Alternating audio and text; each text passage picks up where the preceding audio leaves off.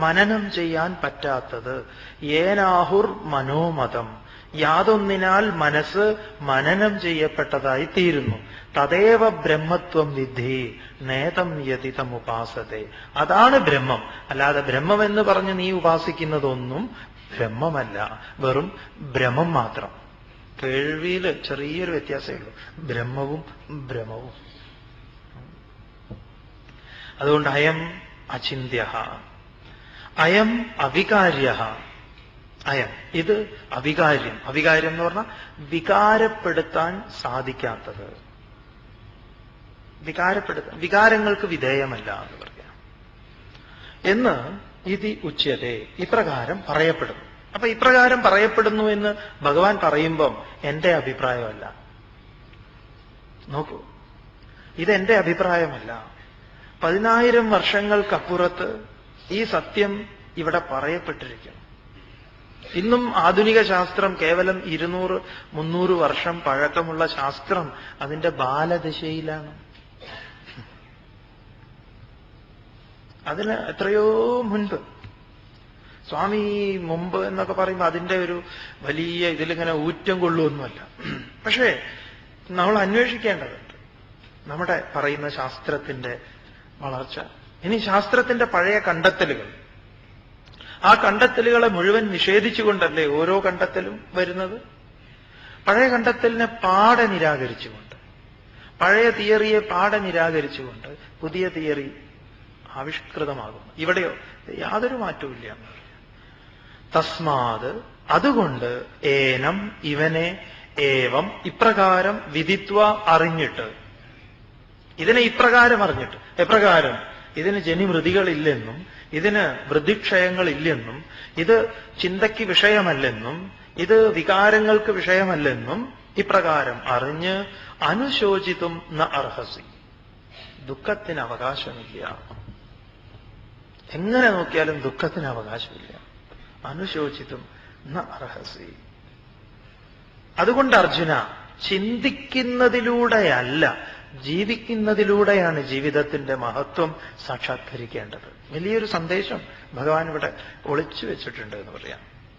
എല്ലാ ചിന്തകളും അസ്തമിക്കുന്ന ഒരു ഇടം, അവിടെയാണ് ജീവിതം ആരംഭിക്കുന്നത് തന്നെ.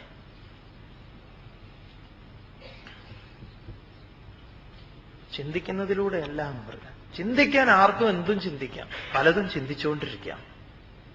ഞാൻ ആത്മാവാണെന്നറിഞ്ഞ് അതിലങ്ങനെ വിരാജിക്കുമ്പോഴോ, അപ്പോഴാണ് ജീവിതത്തിന് ഒരു അപ്പൊ അവൻ വിരാട്ട് സാമ്രാട്ട് എന്നൊക്കെ പറയും അതിൽ വിരാജിക്കുന്നു.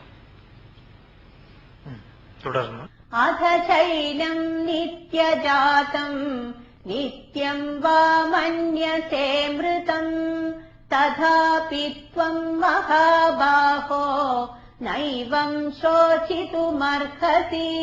അഥ ചൈനം നിത്യജാതം നിത്യം വാ മന്യസേ മൃതം തഥാപി ത്വം മഹാബാഹോ നൈവം ശോചിതും അർഹസി.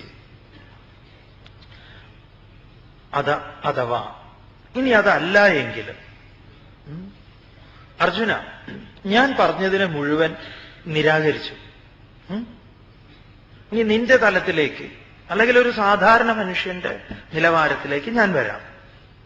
അഥവാ ഏനം ഇവനെ നിത്യജാതം എന്നും ജനിക്കുന്നവനായി, നിത്യം മൃതം എന്നും മരിക്കുന്നവനുമായി ത്വം മന്യസേ, നീ വിചാരിക്കുന്നു എങ്കിൽ, ത്വം മന്യസേ ഇതി, നീ കരുതുന്നു എങ്കിൽ.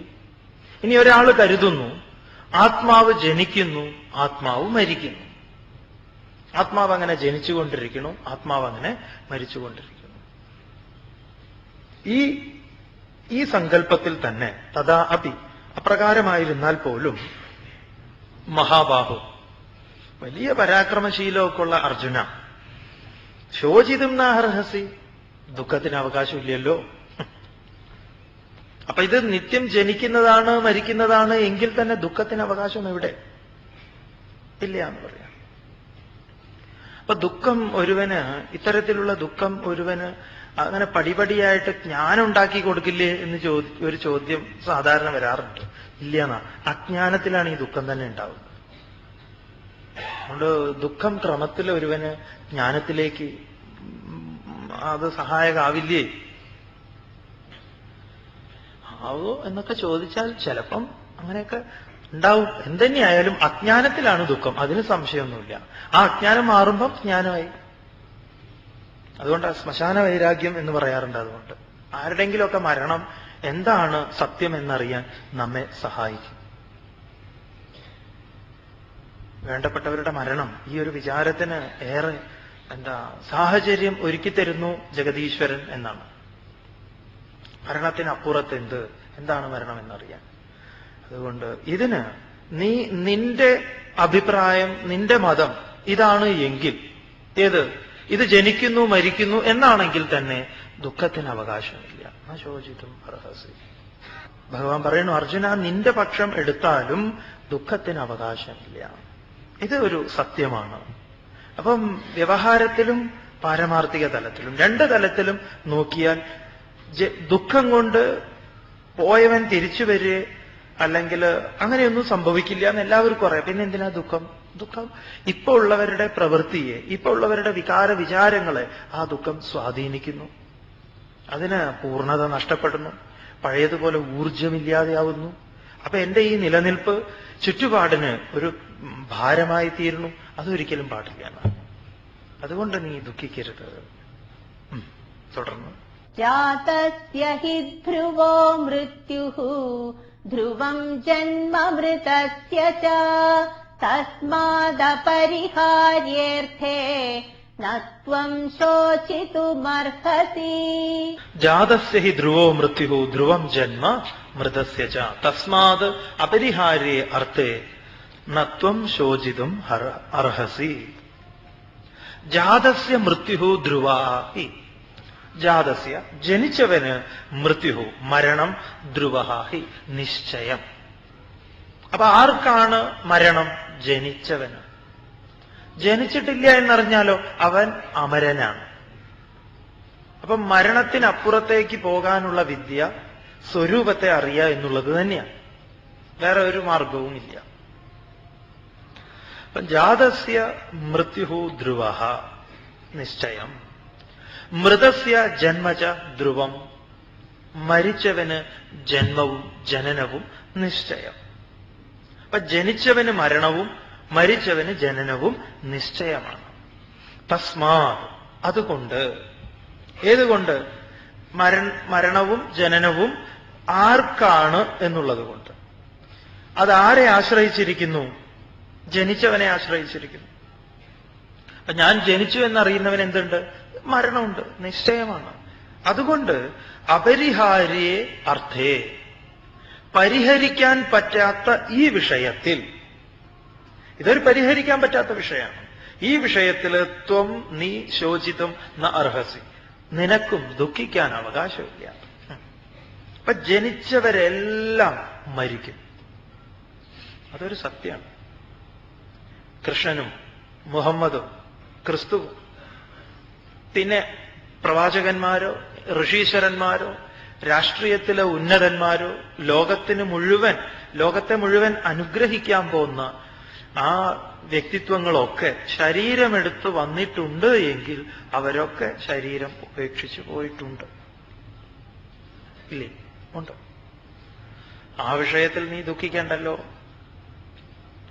അല്ല സ്വാമി, ഇങ്ങനെയൊക്കെ പറയാം, പക്ഷെ ഞങ്ങൾക്ക് ദുഃഖമുണ്ട്. അതായത് ഇത് കേൾക്കുമ്പോൾ നിങ്ങൾ വിചാരിക്കും ഈ ഗീതയൊക്കെ പറയുന്നത് ഒരുമാതിരി ഒരു മനുഷ്യപ്പറ്റില്ലാത്തൊരു ജാതി ആൾക്കാരുടെ സിദ്ധാന്തം ഇത്. സ്വാമിമാർക്ക് നടക്കുമായിരിക്കും. സ്വാമി എന്താ ഇപ്പൊ പറഞ്ഞു വരുന്നത്? എന്റെ അച്ഛൻ മരിച്ചാൽ ഞാൻ കരയരുത്, എന്റെ മകൻ മരിച്ചാൽ ഞാൻ കരയരുത്, അവനെക്കുറിച്ച് ഓർത്ത് ദുഃഖിക്കരുത് എന്ന്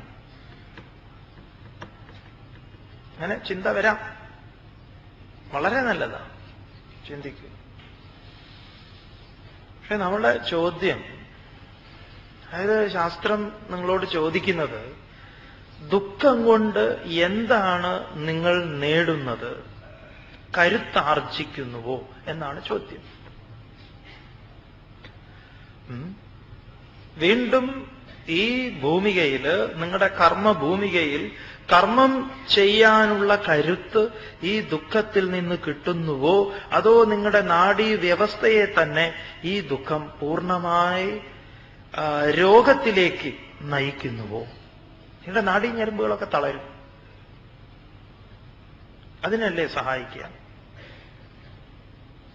ഇനി അതല്ല, അവരൊക്കെ എല്ലാവരും നമ്മുടെ കൂടെ എങ്ങനെ കഴിയുകയാണെങ്കിലോ, അല്ലേ, മുറികൾ ഇങ്ങനെ ഉണ്ടാക്കിക്കൊണ്ടിരിക്കേണ്ടി വരും.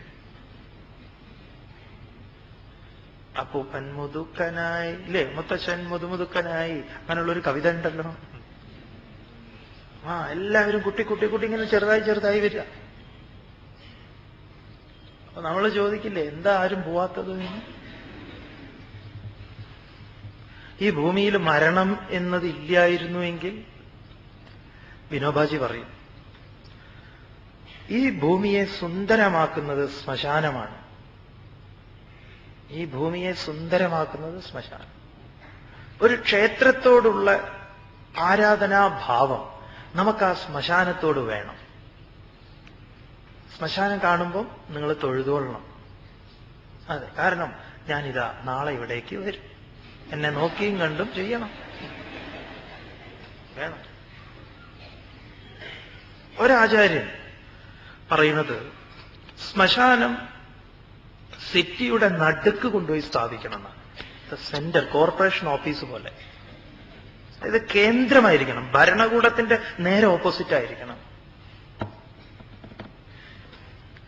തിരുവനന്തപുരത്ത് സ്വാമി അഭയയിൽ പോയിരുന്നു. അഭയ കേട്ടിട്ടുണ്ടാവും നിങ്ങൾ, സുഗതകുമാരി ടീച്ചറുടെ അഭയ. അപ്പൊ സുഗതകുമാരി അമ്മയ്ക്ക് ഏതോ ഒരു ഇല്ലം അമ്മയ്ക്ക് കൊടുത്തിരുന്നു, ഡൊണേറ്റ് ചെയ്തിരുന്നു. അപ്പൊ ഈ അവിടെ എന്തെങ്കിലും ഇത് തുടങ്ങാൻ, ആക്ടിവിറ്റി തുടങ്ങാൻ പറഞ്ഞിട്ടായിരുന്നു അത് കൊടുത്തത്. അപ്പൊ അമ്മ പറഞ്ഞു, ഈ സ്ഥലത്ത്, ഏതാ സ്ഥലം സ്വാമിക്ക് അറിയില്ല, ആ അമ്മ പറഞ്ഞിരുന്നു, ആ സ്ഥലം പറഞ്ഞു, അത് ഏതോ ഒരു ഇല്ലക്കാരാ, അവർ ഇല്ലം പൂർണ്ണമായിട്ട് കൊടുത്തു. അപ്പൊ ആരോ പറഞ്ഞു, നമുക്കൊരു കാര്യം ചെയ്യാം, ഈ ഇല്ലത്തെ മൊത്തമായിട്ട് അവിടുന്ന് എടുത്ത് തിരുവനന്തപുരത്ത് കൊണ്ടുവയ്ക്കാം. അതുപോലെ അത് ചെയ്യുകയും ചെയ്തു, വളരെ ഭംഗിയായിട്ട്. ആ ഇല്ലത്ത് എവിടെയായിരുന്നോ കിണറിന് സ്ഥാനം, ആ കിണർ എവിടെയായിരുന്നോ ഉണ്ടായത്, ഇവരത് അവിടെ കൊണ്ടുവരുന്ന സമയത്ത് അവിടെ ഒരു കിണർ കുഴിച്ചു, അതിൽ നല്ല വെള്ളമൊക്കെ ഉണ്ടായിരുന്നു. അതുവരെ അവരപ്പോ ആ ഇല്ലത്തിനെ കുറിച്ച് ഒരു പരിചയപ്പെടുത്തൽ നടത്തി തന്നു.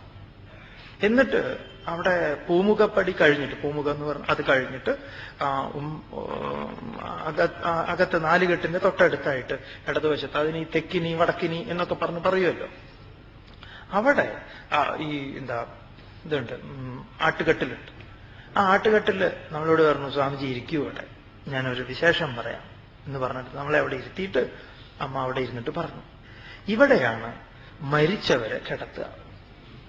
അതായത് സ്വാമി ഇരിക്കുന്നിടത്തല്ല,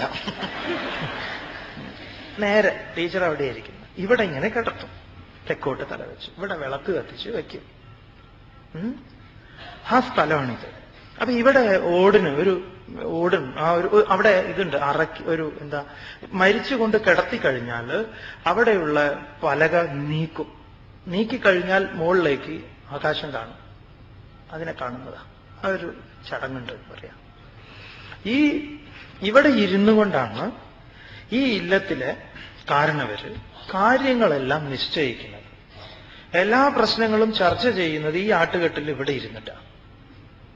എന്തിനാണ് പൂർവികന്മാർ ഇങ്ങനെ ഒരു ഇടത്ത് വെച്ച് ഇവിടെ ഇരുന്നിട്ട് വേണം കാര്യങ്ങളൊക്കെ പറയാൻ എന്ന് അവര് നിശ്ചയിച്ചത് എന്ന് പറഞ്ഞാല് ഇതാ, ഞാൻ നാളെ ഇവിടെ കിടക്കേണ്ടവനാണ് എന്ന തോന്നല് എപ്പോഴും ഇയാൾക്കുണ്ടാവും. അതുകൊണ്ട് തീരുമാനങ്ങൾക്കൊക്കെ കുറേയും കൂടെ ഒരു സത്യസന്ധത, പൂർണ്ണത ഉണ്ടാവും എന്നാ അമ്മ പറയായിരുന്നു. അപ്പൊ ഒരാചാര്യൻ പറയുന്നത്, ഈ ശ്മശാനം സിറ്റിയുടെ നടുക്ക് വെക്കുന്ന സമയത്ത് ഇപ്പൊ നാം ആ സിറ്റിയുടെ ഏറ്റവും കോർണറിൽ എവിടെയെങ്കിലുമൊക്കെ കൊണ്ടുവയ്ക്കും. ശ്മശാനത്തിൽ നിന്ന് ഉയരുന്ന പുക ഒരു പ്രശ്നമല്ലേ എന്ന് ചോദിച്ചാൽ, ഈ ഡീസൽ വണ്ടിയിൽ നിന്ന് KSRTC ക്ഷമിക്കണം, ഇനി നാളെ അവർ കേസെടുത്താൽ പ്രശ്നമാവും.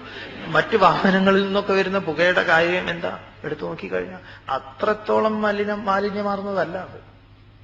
അതിനെ നമുക്ക് ഇല്ലാതെയാക്കാനൊക്കെ വഴിയുണ്ട്. നല്ല കത്തിക്കൽ നടത്തുകയാണെങ്കിൽ വലിയ പ്രശ്നമൊന്നുമില്ല. ഇത് ഈ ചളിയൊക്കെ വാരി പൊത്തി ചെയ്തിട്ട് ചെലവ് കുറയ്ക്കുമ്പോഴാണ് ഈ ദുർഗന്ധമൊക്കെ ഉണ്ടാവുന്നത്. ശരീരത്തിൽ മുഴുവൻ ഒരു ഇതുണ്ട്, എന്താ പറയാ, നെയ്യുണ്ട്. ആ നെയ്യ് അങ്ങോട്ട് തീപിടിച്ചു കഴിഞ്ഞാൽ പിന്നെ വേഗത്തിൽ തുടങ്ങിക്കോളും പരിപാടി. അപ്പൊ ഇത് സിറ്റിയുടെ നടുക്കായിരിക്കണം, ദിവസവും കാണണം നമ്മളിത്. നമ്മുടെ പ്രവർത്തനങ്ങൾക്കൊക്കെ ഒരു മാറ്റം ഉണ്ടാവും. ഇതിപ്പോ ഏതോ ഒരു മൂലയിൽ ഇരിക്കുകയാണ്. അതുകൊണ്ട് നമ്മൾ വിചാരിച്ചു ഇതിപ്പോഴൊന്നുമില്ല, അതുകൊണ്ട് ശ്മശാനത്തിലേക്ക് കുറച്ച് വളഞ്ഞു പൊളഞ്ഞൊക്കെ പോകണം. ഇപ്പൊ സ്ഥലം ഇല്ലാത്തതുകൊണ്ട് അടുത്തടുത്തൊക്കെ ആയിക്കൊണ്ടിരിക്കണം. അപ്പൊ വിനോബാജി പറയുന്നു, ശ്മശാനമാണ് നമ്മുടെ ഗ്രാമത്തെ ഹരിതമാക്കി നിർത്തുന്നത്, നിത്യഹരിത പ്രദാനം ചെയ്യുന്ന ഇടമാണത്. അതുകൊണ്ട് നിങ്ങൾക്ക് ദേവാലയത്തോട് തോന്നുന്ന ഒരു മനോഭാവം അവിടേക്ക് വേണമെന്ന്. ഇതൊക്കെ അമ്മ ചെറുപ്പത്തിൽ പറഞ്ഞു കൊടുത്താന്നാ തോന്നുന്നത്. അമ്മയിൽ നിന്ന് എല്ലാ പാഠവും പഠിച്ചത്. ഗീത പോലും അതൊക്കെ എന്തൊരു മനോഹരമായിട്ടാണെന്നറിയാം ഈ കുട്ടികളെ വളർത്തിയിട്ടുള്ളതാ അമ്മ. വിനോബാജിയെ വളർത്തിയതുപോലെ ഒരമ്മ ഒരു കുട്ടിയെ വളർത്തിക്കഴിഞ്ഞാലുണ്ടല്ലോ ഒരു മഹാത്മാവെന്നുള്ളതിൽ ഒരു സംശയവും വേണ്ട. ഭൂദാനത്തിന്റെ ഒക്കെ വിത്തിട്ട് എന്നത് അമ്മയാണെന്നാ പറഞ്ഞത്. ഭൂദാനം ഭൂമി ദാനമായി ചോദിക്കാൻ ഭാരതം മുഴുവൻ നടക്കാൻ പ്രചോദനമേകിയത് ചെറുപ്പത്തിൽ അമ്മ പറഞ്ഞതാ. ഒരു പ്ലാവിന്റെ മുകളിൽ എന്നാ ചക്ക ഉണ്ടാവുക എന്നിങ്ങനെ നോക്കിയിരിക്കും. അമ്മേ ഈ വർഷം ഉണ്ടാവുമോ എന്ന്. അപ്പൊ ഒരു ദിവസം ചക്ക ഉണ്ടായി. എന്നാ പഴുക്കുക എന്നായി. അവസാനം അത് പഴുത്തു. മുറിക്കുന്ന അന്ന് വലിയ ഉത്സാഹത്തിൽ വന്നിരുന്നു. എനിക്ക് ആദ്യം കിട്ടും എന്ന് വിചാരിച്ചു. ഇല്ല, മുറിച്ചിട്ട് ഇങ്ങനെ ഇലയുടെ കുമ്പിളിലാക്കിയിട്ട് കൊടുത്തിട്ട് പറഞ്ഞു, ഇത് ആ വീട്ടുകാർക്ക്, ഇത് ഈ വീട്ടുകാർക്ക്, ഇങ്ങനെ എല്ലായിടത്തേക്കും നടത്തിച്ച് എല്ലാവർക്കും കൊടുത്തു കഴിഞ്ഞതിന് ശേഷമാണ് കൊടുത്തത്. അപ്പൊ ഇതെന്താ ഇങ്ങനെ എന്ന് ചോദിച്ച സമയത്ത് പറഞ്ഞു കൊടുത്തു. ഇങ്ങനെ വേണം നമ്മള് എല്ലാം പഠിച്ചത് അങ്ങനെയാണ്. ഒരു വീട്ടിലൊരു കുട്ടി, വേറൊരു കുട്ടി താമസം ഉണ്ടായിരുന്നു, വേറൊരു കുട്ടി. അപ്പൊ ആ കുട്ടിക്ക് തണുത്ത ആഹാരങ്ങളൊന്നും കൊടുക്കില്ല, ചൂടുള്ള ആഹാരം കൊടുക്കും. ഇവന് ഈ വിന്യൻ എന്നാ വിളിക്കുക, വിന്യനും ബാവയെന്നും വിളിക്കും. വിന്യന് കൊടുക്കുക, ഈ തണുത്തതൊക്കെ കൊടുക്കും. അമ്മയും തണുത്തത് കഴിക്കും. അപ്പൊ ഒരു ദിവസം പറഞ്ഞു, ഈ അമ്മയല്ലേ പറഞ്ഞത് പക്ഷാഭേദം പാടില്ല എന്ന്. അപ്പൊ അമ്മ എന്നോട് കാണിക്കുന്നതോ, എനിക്ക് തണുത്തത് തരുന്നു, അവന് ചൂടുള്ളത് കൊടുക്കണു, അതെങ്ങനെ ശരിയാവും? അമ്മ കുഴങ്ങിപ്പോയിന്നാ. അമ്മ പറഞ്ഞു, മോനെ, അതെനിക്ക് നാരായണനായിട്ട് തോന്നണു, ഭഗവാനായിട്ട്. നിന്നെ എനിക്ക് അങ്ങനെ തോന്നി തുടങ്ങിയിട്ടില്ല, തോന്നിക്കഴിഞ്ഞാൽ അത് തീരുന്നു. അങ്ങനെ ഭൂദാനവും മറ്റു പല സംഗതികളും പഠിച്ചത് അവിടെ നിന്നാണ് പറയുന്നത്. അപ്പൊ വിനോബാജി പറയുന്ന ശ്മശാനത്തോട് ആരാധന തോന്നണം എന്ന് പറയുമ്പോൾ നമ്മൾ നമ്മുടെ മരണത്തെ ഒന്ന് മനനം ചെയ്യുന്നത് നല്ലതാ. എന്നാൽ ഈ ദുഃഖത്തിൽ നിന്നൊക്കെ നിവർത്തി ഉണ്ടാവും. അതുകൊണ്ട് ജാതസ്യ മൃത്യുഹു ധ്രുവഃ മൃതസ്യ ജന്മഃ ധ്രുവം തസ്മാത് അപരിഹാര്യേ അർത്ഥേ നത്വം ശോചിതും ന അർഹസി. നിനക്ക് ദുഃഖിക്കാൻ അവകാശം ഇല്ല. ദിവസവും ഓർത്തു വെക്കുന്നത് നല്ലതാണ്. ഇനിയിപ്പോ ഏതു നേരം മരണത്തെക്കുറിച്ച് ഓർക്കണം എന്നല്ല, ഒന്ന് പേജ് തുറന്ന് വായിക്കുമല്ലോ കിതാബുകളൊക്കെ. പരിഹരിക്കാൻ പറ്റാത്ത വിഷയമാണിത്, അതുകൊണ്ട് തന്നെ ഇതിൽ ദുഃഖത്തിന് അവകാശമില്ല. ഉറപ്പിച്ചു വെച്ചാൽ നല്ലത്. പെട്ടെന്നല്ല വീട്ടിലേക്ക് ഇതൊക്കെ കടന്നു വരുന്നത്. വളരെ വളരെ അതായത് ഒരു ശാസ്ത്രകാരൻ ഒരു ഗവേഷണം നടത്തിയിട്ടുള്ളതാ. ഇതൊക്കെ സ്വാമി പറയുന്നത് നിങ്ങൾക്ക് നന്നായി ഓർത്തു വയ്ക്കാൻ വേണ്ടിയിട്ടാണ്. ഏത് ഉദാഹരണം പറയുമ്പോഴാണ് നിങ്ങൾക്ക് കാര്യം മനസ്സിലാവുക എന്ന് പറയാൻ പറ്റില്ലല്ലോ. തിളപ്പിച്ച വെള്ളത്തിലേക്ക് ഒരു തവളയെ ഇടും. തിളപ്പിച്ച വെള്ളത്തിൽ തവള വീണത് ഒരൊറ്റ ചാട്ടം, തവള രക്ഷപ്പെട്ടു. ചൂടുള്ള വെള്ളത്തിലേക്ക് തവളയെ, ഒരു വലിയ പാത്രമാണ് ചരുവം, വലിയൊരു ചരുവത്തിൽ തിളച്ച വെള്ളമാണ്, തിളച്ച വെള്ളത്തിലേക്ക് തവളയെ ഇട്ടപ്പോ തന്നെ തവള എന്ത് ചെയ്തു? ആ ഒരൊറ്റ ചാട്ടത്തിന് തവള അപ്പുറത്തേക്ക് ചാടി, രക്ഷപ്പെട്ടു എന്ന് പറയാം. അദ്ദേഹം ഒരു തവളയെ എടുത്ത് പച്ചവെള്ളത്തിലിട്ടു. പച്ചവെള്ളത്തിലിട്ടപ്പോ അതിങ്ങനെ നീന്തി കളിക്കാൻ തുടങ്ങി. സാധാരണ നല്ല വെള്ളത്തിൽ അടിയിൽ തീ കൊടുത്തു. വെള്ളം സാവകാശം ചൂടായി ചൂടായി ചൂടായി ചൂടായി ചൂടായി ചൂടായി ചൂടായി ചൂടായി. തവള ചാടുന്നില്ല. ചൂടായി ചൂടായി ചൂടായി അതിന്റെ എക്സ്ട്രീം ചൂടായി തവള അതിൽ കിടന്ന് ചത്തു. ഇങ്ങനെ ചാവരുത്. ഒരു ചാട്ടം. എവിടുന്ന്? മൃത്യുവാകുന്ന ഇത്. ഇത് ശാസ്ത്രകാരൻ തെളിയിച്ചതാ. നമ്മൾ ഇങ്ങനെയാ ചാവുന്നത്. ദിവസവും ഇങ്ങനെ ചാവുക. ഉദാഹരണം മനസ്സിലായി എങ്കിൽ ജാതസ്യ മൃത്യു ധ്രുവഃ മൃതസ്യ ജന്മഃ ധ്രുവം തസ്മാത് അപരിഹാര്യേ അർത്ഥേ നത്വം ശോചിതും ന അർഹസി. നിനക്ക് ദുഃഖിക്കാൻ അവകാശം ഇല്ല. ദിവസവും ഓർത്തു വെക്കുന്നത് നല്ലതാണ്. ഇനിയിപ്പോ ഏതു നേരം മരണത്തെക്കുറിച്ച് ഓർക്കണം എന്നല്ല. ഒന്ന് പേജ് തുറന്ന് വായിക്കുമല്ലോ കിതാബുകളൊക്കെ. പരിഹരിക്കാൻ പറ്റാത്ത വിഷയമാണിത്. അതുകൊണ്ട് തന്നെ ഇതിൽ ദുഃഖത്തിന് അവകാശമില്ല. ഉറപ്പിച്ചു വെച്ചാൽ നല്ലത്. പെട്ടെന്നല്ല വീട്ടിലേക്ക് ഇതൊക്കെ കടന്നു വരുന്നത്. വളരെ വളരെ അതായത് ഒരു ശാസ്ത്രകാരൻ ഒരു ഗവേഷണം നടത്തിയിട്ടുള്ളതാ. ഇതൊക്കെ സ്വാമി പറയുന്നത് നിങ്ങൾക്ക് നന്നായി ഓർത്തു വയ്ക്കാൻ വേണ്ടിയിട്ടാണ്. ഏത് ഉദാഹരണം പറയുമ്പോഴാണ് നിങ്ങൾക്ക് കാര്യം മനസ്സിലാവുക എന്ന് അറിയാൻ പറ്റില്ലല്ലോ. തിളപ്പിച്ച വെള്ളത്തിലേക്ക് ഒരു തവളയെ ഇടും. തിളപ്പിച്ച വെള്ളത്തിൽ തവള വീണത് ഒരൊറ്റ ചാട്ടം, തവള രക്ഷപ്പെട്ടു. ചൂടുള്ള വെള്ളത്തിലേക്ക് തവളയെ, ഒരു വലിയ പാത്രമാണ് ചരുവം, വലിയൊരു ചരുവത്തില് തിളച്ച വെള്ളമാണ്. തിളച്ച വെള്ളത്തിലേക്ക് തവളയെ ഇട്ടപ്പോ തന്നെ തവള എന്ത് ചെയ്തു? ആ ഒറ്റ ചാട്ടത്തിന് തവള അപ്പുറത്തേക്ക് ചാടി രക്ഷപ്പെട്ടു എന്ന് പറഞ്ഞു. അദ്ദേഹം ഒരു തവളയെ എടുത്ത് പച്ചവെള്ളത്തിലിട്ടു. പച്ചവെള്ളത്തിലിട്ടപ്പോ അതിങ്ങനെ നീന്തി കളിക്കാൻ പറ്റും. സാധാരണ നല്ല വെള്ളത്തിൽ അടിയിൽ തീ കൊടുത്തു. വെള്ളം സാവകാശം ചൂടായി ചൂടായി ചൂടായി ചൂടായി ചൂടായി ചൂടായി ചൂടായി ചൂടായി തവള ചാടുന്നില്ല. ചൂടായി ചൂടായി ചൂടായി അതിന്റെ എക്സ്ട്രീം ചൂടായി തവള അതിൽ കിടന്ന് ചത്തു. ഇങ്ങനെ ചാവരുത്. ഒരു ചാട്ടം. എവിടുന്ന്? മൃത്യുവാകുന്ന ഇത്. ഇത് ശാസ്ത്രകാരൻ തെളിയിച്ചതാ. നമ്മൾ ഇങ്ങനെയാ ചാവുന്നത്. ദിവസവും ഇങ്ങനെ ചാവുക. ഉദാഹരണം മനസ്സിലായി എങ്കിൽ, മനസ്സിലായാലും മനസ്സിലായിട്ടില്ലെങ്കിലും അടുത്ത ശ്ലോകത്തിലേക്ക് പോവാം. അവ്യക്താദീനി ഭൂതാനി വ്യക്തമധ്യാനി ഭാരത അവ്യക്തനിധനാന്യേവ തത്ര കാ പരിദേവന. അവ്യക്താദീനി ഭൂതാനി വ്യക്തമധ്യാനി ഭാരത അവ്യക്തനിധനാന്യേവ തത്ര കാ പരിദേവന. ചോദിക്കണു ഭഗവാൻ, ഹേ ഭാരത, അല്ലയോ അർജുന, ഭരതർഷഭനായിട്ടുള്ള ഹേ അർജുന, ഭൂതാനി, ഭൂതാനി എന്ന് പറഞ്ഞ ജീവികള്, ഭൂസത്തായാം ഭവിച്ചത്, എന്തൊക്കെ ഭവിച്ചുവോ അതെല്ലാം ഭൂതാനി. അവ്യക്താദീനി, വ്യക്തമല്ലാത്ത ആദിയോടുകൂടിയിട്ടുള്ളതാ എല്ലാ ഭൂതങ്ങളും. അതായത് ഭൂതങ്ങളുടെ ആദി അവ്യക്തമാണ് എന്ന്. നമ്മുടെ തന്നെ ആദിയെ കുറിച്ച് നോക്കൂ. നമ്മുടെ ആ രൂപം നമുക്ക് പിടികിട്ടുന്നുണ്ടോ? ആ കശുവണ്ടി പരിപ്പിൽ നിന്ന് പിറകിലേക്ക് പോയി അതിൽ നിന്നും പിറകിലേക്ക് പോയി കഴിഞ്ഞാൽ അവിടെ തന്നെ ആ ഒരു രേതസിൽ തന്നെ എത്ര ആളുകളാണ്. നമ്മളെപ്പോലെ ഒരു 10,000-ങ്ങൾക്കുള്ള സാധ്യതയുണ്ട് അതിൽ. ഒരാളെ അവിടെ മുന്നിലെത്തുന്നുള്ളൂ ഓട്ടത്തില്. ആദ്യം എത്തിയവൻ രക്ഷപ്പെട്ടു, ബാക്കിയുള്ളവനെല്ലാം വിട്ടുപോയി. അപ്പൊ ഞാൻ പിന്നീടാണല്ലോ എനിക്ക് വാലും, ആ വാലൊക്കെ തന്നെ ശാസ്ത്രം പഠിപ്പിച്ചു തരുന്ന സമയത്ത് ഇത് ഒരു വാലൊക്കെ ഉണ്ട് ഇതിനാ. ഇത് ശരിക്കും പറഞ്ഞാൽ ശൂന്യാകാശത്തിലേക്ക് ഇത് പോകുന്നത് പോലെയാണ്.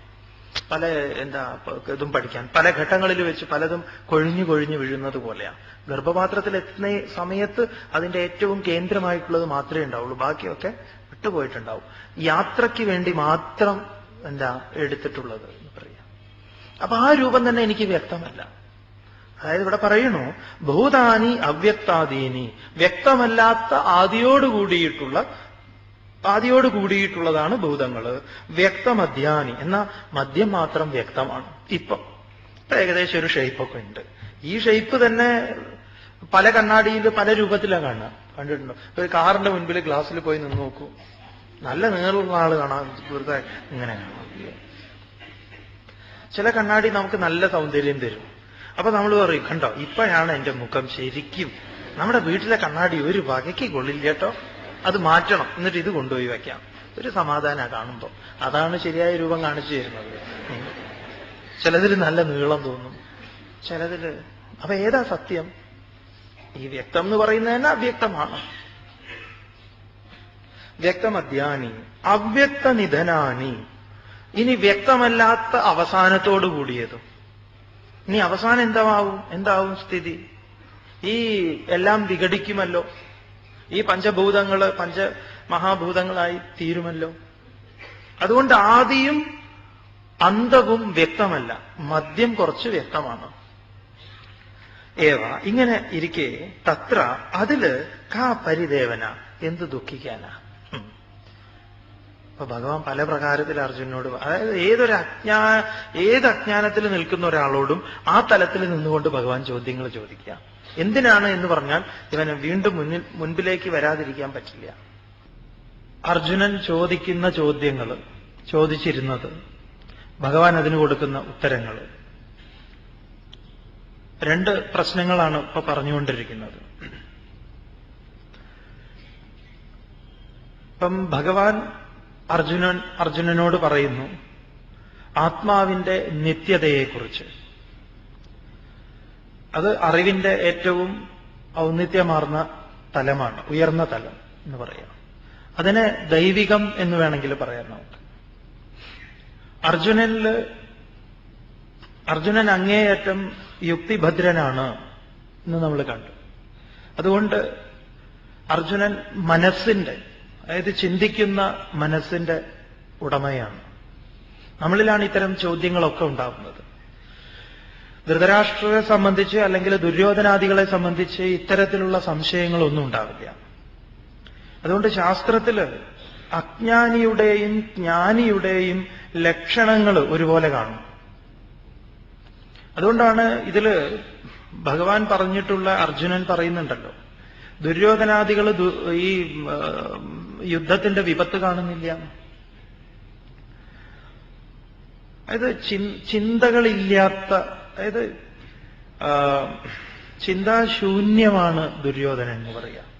ചിന്താശൂന്യം രണ്ട് പ്രകാരത്തിലുണ്ട്, ചിന്താരാഹിത്യവും ചിന്താശൂന്യവും. അതായത് ദുര്യോധനെ സംബന്ധിച്ച് ഇതിന്റെ ഭവിഷ്യത്തുകളെക്കുറിച്ചോ ഒന്നിനെ കുറിച്ചുള്ള ആലോചനകളേ ഇല്ല. അങ്ങനെ ഒരാൾക്ക് യുദ്ധത്തിലേക്ക് എടുത്തു ചാടാം. അതേ സമയത്ത് ചിന്തകളൊന്നുമില്ലാത്ത ഒരു ചിന്തയും ഇല്ലാത്ത ഒരാൾക്കും യുദ്ധത്തിലേക്ക് പ്രവേശിക്കാം. അതാണ് ഇതിന്റെ വേറൊരു രസം. ഇതിന്റെ മധ്യത്തിൽ നിൽക്കുന്ന ആൾക്കോ അയാൾക്കാണ് ഏറ്റവും ബുദ്ധിമുട്ട്. അപ്പൊ അർജുനൻ ഒരു പാലമാണ്. അർജുനൻ ഇങ്ങോട്ട് എന്താ പറയാ, തിരിഞ്ഞു നടക്കാൻ അർജുനൻ അങ്ങേയറ്റം ബുദ്ധിമുട്ടാണ്. ദുര്യോധനിലേക്ക് ഒരു പതനം അർജുനന് സാധ്യമല്ല. പിന്നെ അർജുനന് ഏകാശ്രയം ഭഗവാനിലേക്ക് ഇപ്പുറം കടക്കുക എന്നുള്ളതാണ്. അപ്പൊ ഭഗവാൻ ഇവിടെ ചെയ്യുന്നത് അർജുനനെ ഇങ്ങോട്ടേക്ക് വലിച്ചെടുക്കുകയാണ്. അതുകൊണ്ട് താൻ വിരാജിക്കുന്നത് ഏതൊരു മനോമണ്ഡലത്തിലാണ്, അവിടെയാണ്, അതിനെക്കുറിച്ചാണ് ഭഗവാൻ പറയുന്നത്. താനാണ് ആത്മാവായിരിക്കുന്ന ഭഗവാൻ കൃഷ്ണൻ തന്നെക്കുറിച്ച് പറയുന്നു. അവ്യക്താദീനി ഭൂതാനി വ്യക്തമധ്യാനി ഭാരത അവ്യക്ത നിധനാന്യേവ തത്ര കാ പരിദേവന. അതായത് നമ്മുടെയൊക്കെ ആരംഭം വ്യക്തമല്ല. നമ്മുടേത് മാത്രമല്ല, ഈ പ്രപഞ്ചത്തിൽ ഒന്നിന്റെയും, ഈ പ്രപഞ്ചത്തിൽ പലതിനെക്കുറിച്ചുള്ള പഠനങ്ങൾ വളരെ വിസ്തരിച്ച് നടക്കുകയാണ്. മനസ്സിലാക്കേണ്ടതാണ്, ഒരുപാട് കാര്യങ്ങൾ വിസ്തരിച്ച് നടക്കും. അപ്പൊ നാമുമായിട്ട് അടുത്ത് കഴിയുന്ന മൃഗങ്ങൾ, അതിൽ പശു, അതുപോലെ നായ, അതുപോലെ പൂച്ച, അതുപോലെ നമ്മൾ വളർത്തുന്ന പല മൃഗങ്ങൾക്കും നമ്മളോട് നന്നായിട്ട് സംവദിക്കാൻ സാധിക്കും. നമ്മുടെ കാറിന്റെ ഹോണ് എത്രയോ ദൂരെ നിന്ന് അവൻ തിരിച്ചറിയും. വീട്ടിൽ നിന്ന് മറ്റു ഹോണുകളൊക്കെ ആ ഹോണിന്റെ ഇടയിലൊന്നും നമ്മുടെ വണ്ടിയുടെ ഹോൺ കേട്ട് കഴിഞ്ഞാൽ അപ്പം നമ്മുടെ വീട്ടിലെ നായ എഴുന്നേൽക്കുമല്ലോ, എന്നിട്ട് ഗേറ്റിന്റെ അടുത്തേക്ക് പോകും. അങ്ങനെ പലതും തിരിച്ചറിയാനുള്ള അവരുടെ കഴിവ്, അവർക്ക് വിവേകമുണ്ട്. വീട്ടിൽ ആരെങ്കിലും മരണപ്പെട്ടു കഴിഞ്ഞാൽ അവർക്കതറിയാം, അവരും വിഷമത്തോടു കൂടിയിരിക്കുന്നു. നമ്മുടെ അറിവില് ഒരാള് ആക്സിഡന്റിൽ, അയാൾ എപ്പോഴും നായയെ കൊണ്ട് നടക്കുന്ന ആളാണ്, അയാൾ ആക്സിഡന്റിൽ മരിക്കുക, നായയും ഇതുപോലെ 3-ാമത്തെ ദിവസം സ്വയം പട്ടിണി കിടന്ന് മരിക്കണം. അപ്പൊ മൃഗങ്ങൾക്ക് ബുദ്ധിയില്ല, അല്ലെങ്കിൽ മൃഗങ്ങൾ കാര്യങ്ങളെ തിരിച്ചറിയുന്നില്ല എന്നൊന്നും നമുക്ക് പറയാൻ പറ്റില്ല. പുരാണത്തിലൊക്കെ അല്ലെങ്കിൽ എന്താ ശകുന്തളയുടെ വേർപാട് സഹിക്കാൻ പറ്റാതെ മുല്ലവള്ളി ഊർന്നു വീഴുന്നതൊക്കെ നമ്മൾ വായിക്കും. ഈവൻ വൃക്ഷങ്ങൾക്കും തളിരുകൾക്കും അല്ലെങ്കിൽ ചെടികൾക്കൊക്കെ വികാരങ്ങളുണ്ട്. ഇതൊക്കെ ഇന്നിപ്പം പഠനത്തിന് വിഷയമാണ്. ഇപ്പൊ സ്വാമി പറഞ്ഞു വന്നത്, ഇവിടെ ലക്ഷോപിലക്ഷം ജീവജാലങ്ങളുണ്ട്, ലക്ഷക്കണക്കിന്. ഇവിടെ ഒരു സംശയം ഇതിന്റെ ജനസംഖ്യ വർധനവിനെ കുറിച്ചൊക്കെ ചോദിച്ചുവെങ്കിലും അത് വളരെ ഗൗരവമാർന്ന ഒരു ചോദ്യം തന്നെയാണ്. അപ്പൊ നമ്മൾ ഇതിനെ നാം കണക്ക് കൂട്ടിയിട്ട് നാം പറയുകയാണ് ഈ ജനപ്പെരുപ്പം എന്നൊക്കെ. അത് നമ്മുടെ പലതിനെയും ആശ്രയിച്ചിട്ട് നാം പറയുന്നതാണ്. ഇത് ഈ പ്രപഞ്ചത്തെക്കുറിച്ച് മൊത്തത്തിലൊരു വിലയിരുത്തൽ നടത്തി കഴിഞ്ഞാൽ എവിടെയാണ് ഇത് പെരുകുന്നത്? അതുകൊണ്ടാണ് രമണാശ്രമത്തില് ഈ എന്താ പറയാ രണ്ടാം ലോക മഹായുദ്ധം നടക്കുന്ന സമയത്താണെന്ന് തോന്നുന്നുണ്ട്, മഹർഷിയോട് വന്നിട്ട് പറഞ്ഞു, ഇനി നമ്മുടെ എവിടെയെങ്കിലും ബോംബ് വീണാൽ എന്താ ചെയ്യാന്ന്. അപ്പൊ മായയാകുന്ന ബോംബ് മായയാകുന്ന ലോകത്തിൽ വീണാൽ എന്ത് സംഭവിക്കാനാണ് മഹർഷി തിരിച്ചു ചോദിച്ചു. ഇതൊക്കെ കാലഗണന, നമ്മുടെ ആയുസ്, പിന്നെ മറ്റു പലതും എല്ലാം എന്താ ഒന്നും കൃത്യമായിട്ട് നമുക്കിതാ ഇത് ഇങ്ങനെ ഈ എന്താ അളന്ന് തിട്ടപ്പെടുത്താവുന്നതല്ല ഇതൊന്നും തന്നെ. നിങ്ങൾ ആലോചിച്ചിട്ടുണ്ടോ പലപ്പോഴും പെട്ടെന്നുണ്ടാവുന്ന ദുരന്തങ്ങളൊക്കെ? നമ്മൾ അതിനെ പല പേര് കൊടുത്ത് ഇന്നും പത്രങ്ങളൊക്കെ ഈ കഴിഞ്ഞ ഈ വർഷം പോയി മറയാൻ പോവുകയാണ്. ഈ വർഷം മറയുന്ന സമയത്ത് കഴിഞ്ഞ വർഷങ്ങളിൽ എന്തൊക്കെ സംഭവിച്ചു? ഈ സുനാമിയെക്കുറിച്ച് കടലിനെ വളരെ മോശമായിട്ടുള്ള രീതിയിലാണ് കടലിനെ ചിത്രീകരിക്കുന്നത്. ആ കടലിന്റെ താണ്ഡവം, കടലിന്റെ പേക്കൂത്ത്, അങ്ങനെ ഓരോരുത്തർക്ക് അവർക്ക് എന്ത് സംസ്കാരമാണോ ആ സംസ്കാരത്തെ അവർ കടലുമായി താതാത്മ്യപ്പെടുത്തിക്കൊണ്ട് അവർ കടലിനെ ഒരു വില്ലനാക്കി ചിത്രീകരിക്കും. കടൽ അതിന്റെ പ്രതിപ്രവർത്തനം നടത്തുകയാണ്. ഈ കടൽ ആക്രമണം ഇതൊക്കെ തന്നെ നമ്മൾ തെറ്റായി പ്രയോഗിക്കുന്ന. കടൽ ഒരിക്കലും ആക്രമിക്കാറില്ല, കടൽ അതിന്റെ പ്രതിപ്രവർത്തനം നടത്തും, അത്രമാത്രമേ ചെയ്യുന്നുള്ളൂ. കടൽ തീരത്ത് കൊണ്ടുപോയി വീട് വെച്ചിട്ട് ആ കടല് അധികരിക്കുന്ന സമയത്ത് ആ കടൽ പോയി കഴിഞ്ഞാൽ അതിന് ഉടനെ കേന്ദ്രമന്ത്രി രാജിവെക്കണമെന്നോ അല്ലെങ്കിൽ ഇത് മുഴുവൻ ഒരു ബന്ധവുമില്ലാത്ത, ഒരു തമാശയായിട്ട് കണക്കാക്കേണ്ട, ഒരു ബന്ധവുമില്ലാത്ത രീതിയിലാണ് നമ്മൾ ഇതിനെയൊക്കെ കാണുന്നത്. അപ്പൊ പ്രകൃതിയെ മുഴുവൻ എടുത്തു കഴിഞ്ഞാൽ കർമ്മയോഗം വരുന്ന സമയത്ത് നമ്മൾ ഇതിനെക്കുറിച്ച് വിസ്തരിച്ച് ചർച്ച ചെയ്യും. ഇന്ന് ഞാൻ മനസ്സിലാക്കുന്നത്, ഞാൻ എന്റെ രാജ്യവുമായി താതാത്മ്യം പ്രാപിച്ചുകൊണ്ട്, അല്ലെങ്കിൽ ഞാൻ എന്റെ സംസ്ഥാനവുമായി, അല്ലെങ്കിൽ ഞാൻ എന്റെ കുടുംബവുമായി ഈ പരമമായ സത്യത്തെക്കുറിച്ച്, പ്രപഞ്ചത്തെക്കുറിച്ച് നാം പഠിക്കുന്ന സമയത്ത്, മനസ്സിലാക്കാൻ ശ്രമിക്കുന്ന സമയത്ത് ഞാൻ ഈ അതിരുകളെയൊക്കെ മാറി നിന്ന് വേണം നോക്കി കാണാൻ. അപ്പൊ കുറേയും കൂടെ തെളിഞ്ഞു കിട്ടും നമുക്ക്. അപ്പൊ ഭഗവാൻ ഇവിടെ പറയുന്ന, അപ്പൊ നിങ്ങളൊന്ന് ആലോചിച്ചാൽ മതി, ഇങ്ങനെയൊന്ന് ചിന്തിച്ചോളൂ. ഇവിടെ ലക്ഷക്കണക്കിന് ജീവജാലങ്ങൾ നാം കാണാത്തത് തന്നെയുണ്ട്, ലക്ഷക്കണക്കിന്. ശ്വസിക്കുന്ന സമയത്ത്, പുറത്തേക്ക് വിടുന്ന സമയത്ത് കാണുന്നതിനെ കുറിച്ചല്ലേ നമ്മൾ കണക്കെടുത്തിട്ടുള്ളൂ. ഇന്ന് ഒരു സ്വാമി ഒരു ചെറിയ പുഴുവിനെ കണ്ടു, വളരെ പൊടി പോലെ, ഒരു കൊതുകിന്റെ ചിറകെടുത്താൽ അത്രയുണ്ടാവും നമ്മുടെ വീട്ടിൽ. നോക്കുമ്പോൾ ചൊക്കന്ന കളറാണ്, ചൊക്കന്ന ഒരു പൊട്ട്, എന്തോ നെറ്റിയിലെ ചെറിയ പൊട്ടിന്റെ ഒരു കഷ്ണം വാല് പോലെ. നോക്കുമ്പോൾ അതിങ്ങനെ നീങ്ങി പോകുന്നുണ്ട്. അപ്പോ ആ ഗ്രനൈറ്റിന്റെ കളറ് അതായി തീർന്നതാണ്. നിങ്ങൾ കണ്ടിട്ടുണ്ടാവും ഇങ്ങനത്തെ. അത് ഒരു അരമണിക്കൂർ 3/4 മണിക്കൂർ അതിനെ ഒരു പച്ച ഇലയിൽ വെച്ച് കഴിഞ്ഞാൽ അത് പച്ച നിറാവും. ഇങ്ങനെ അത് നമുക്ക് തോന്നുന്നതായിരിക്കാം ചിലപ്പം, നമ്മുടെ തോന്നലായിരിക്കാം. ആ പുഴു പച്ചയായി, പിന്നെ അത് വേറൊരു മഞ്ഞ പ്രതലത്തിലേക്ക് അതിനെ കൊണ്ടുവച്ച് കഴിഞ്ഞാൽ ഒരു 15-20 മിനിറ്റ് കഴിഞ്ഞാൽ പിന്നെ അത് മഞ്ഞ പുഴുവായി.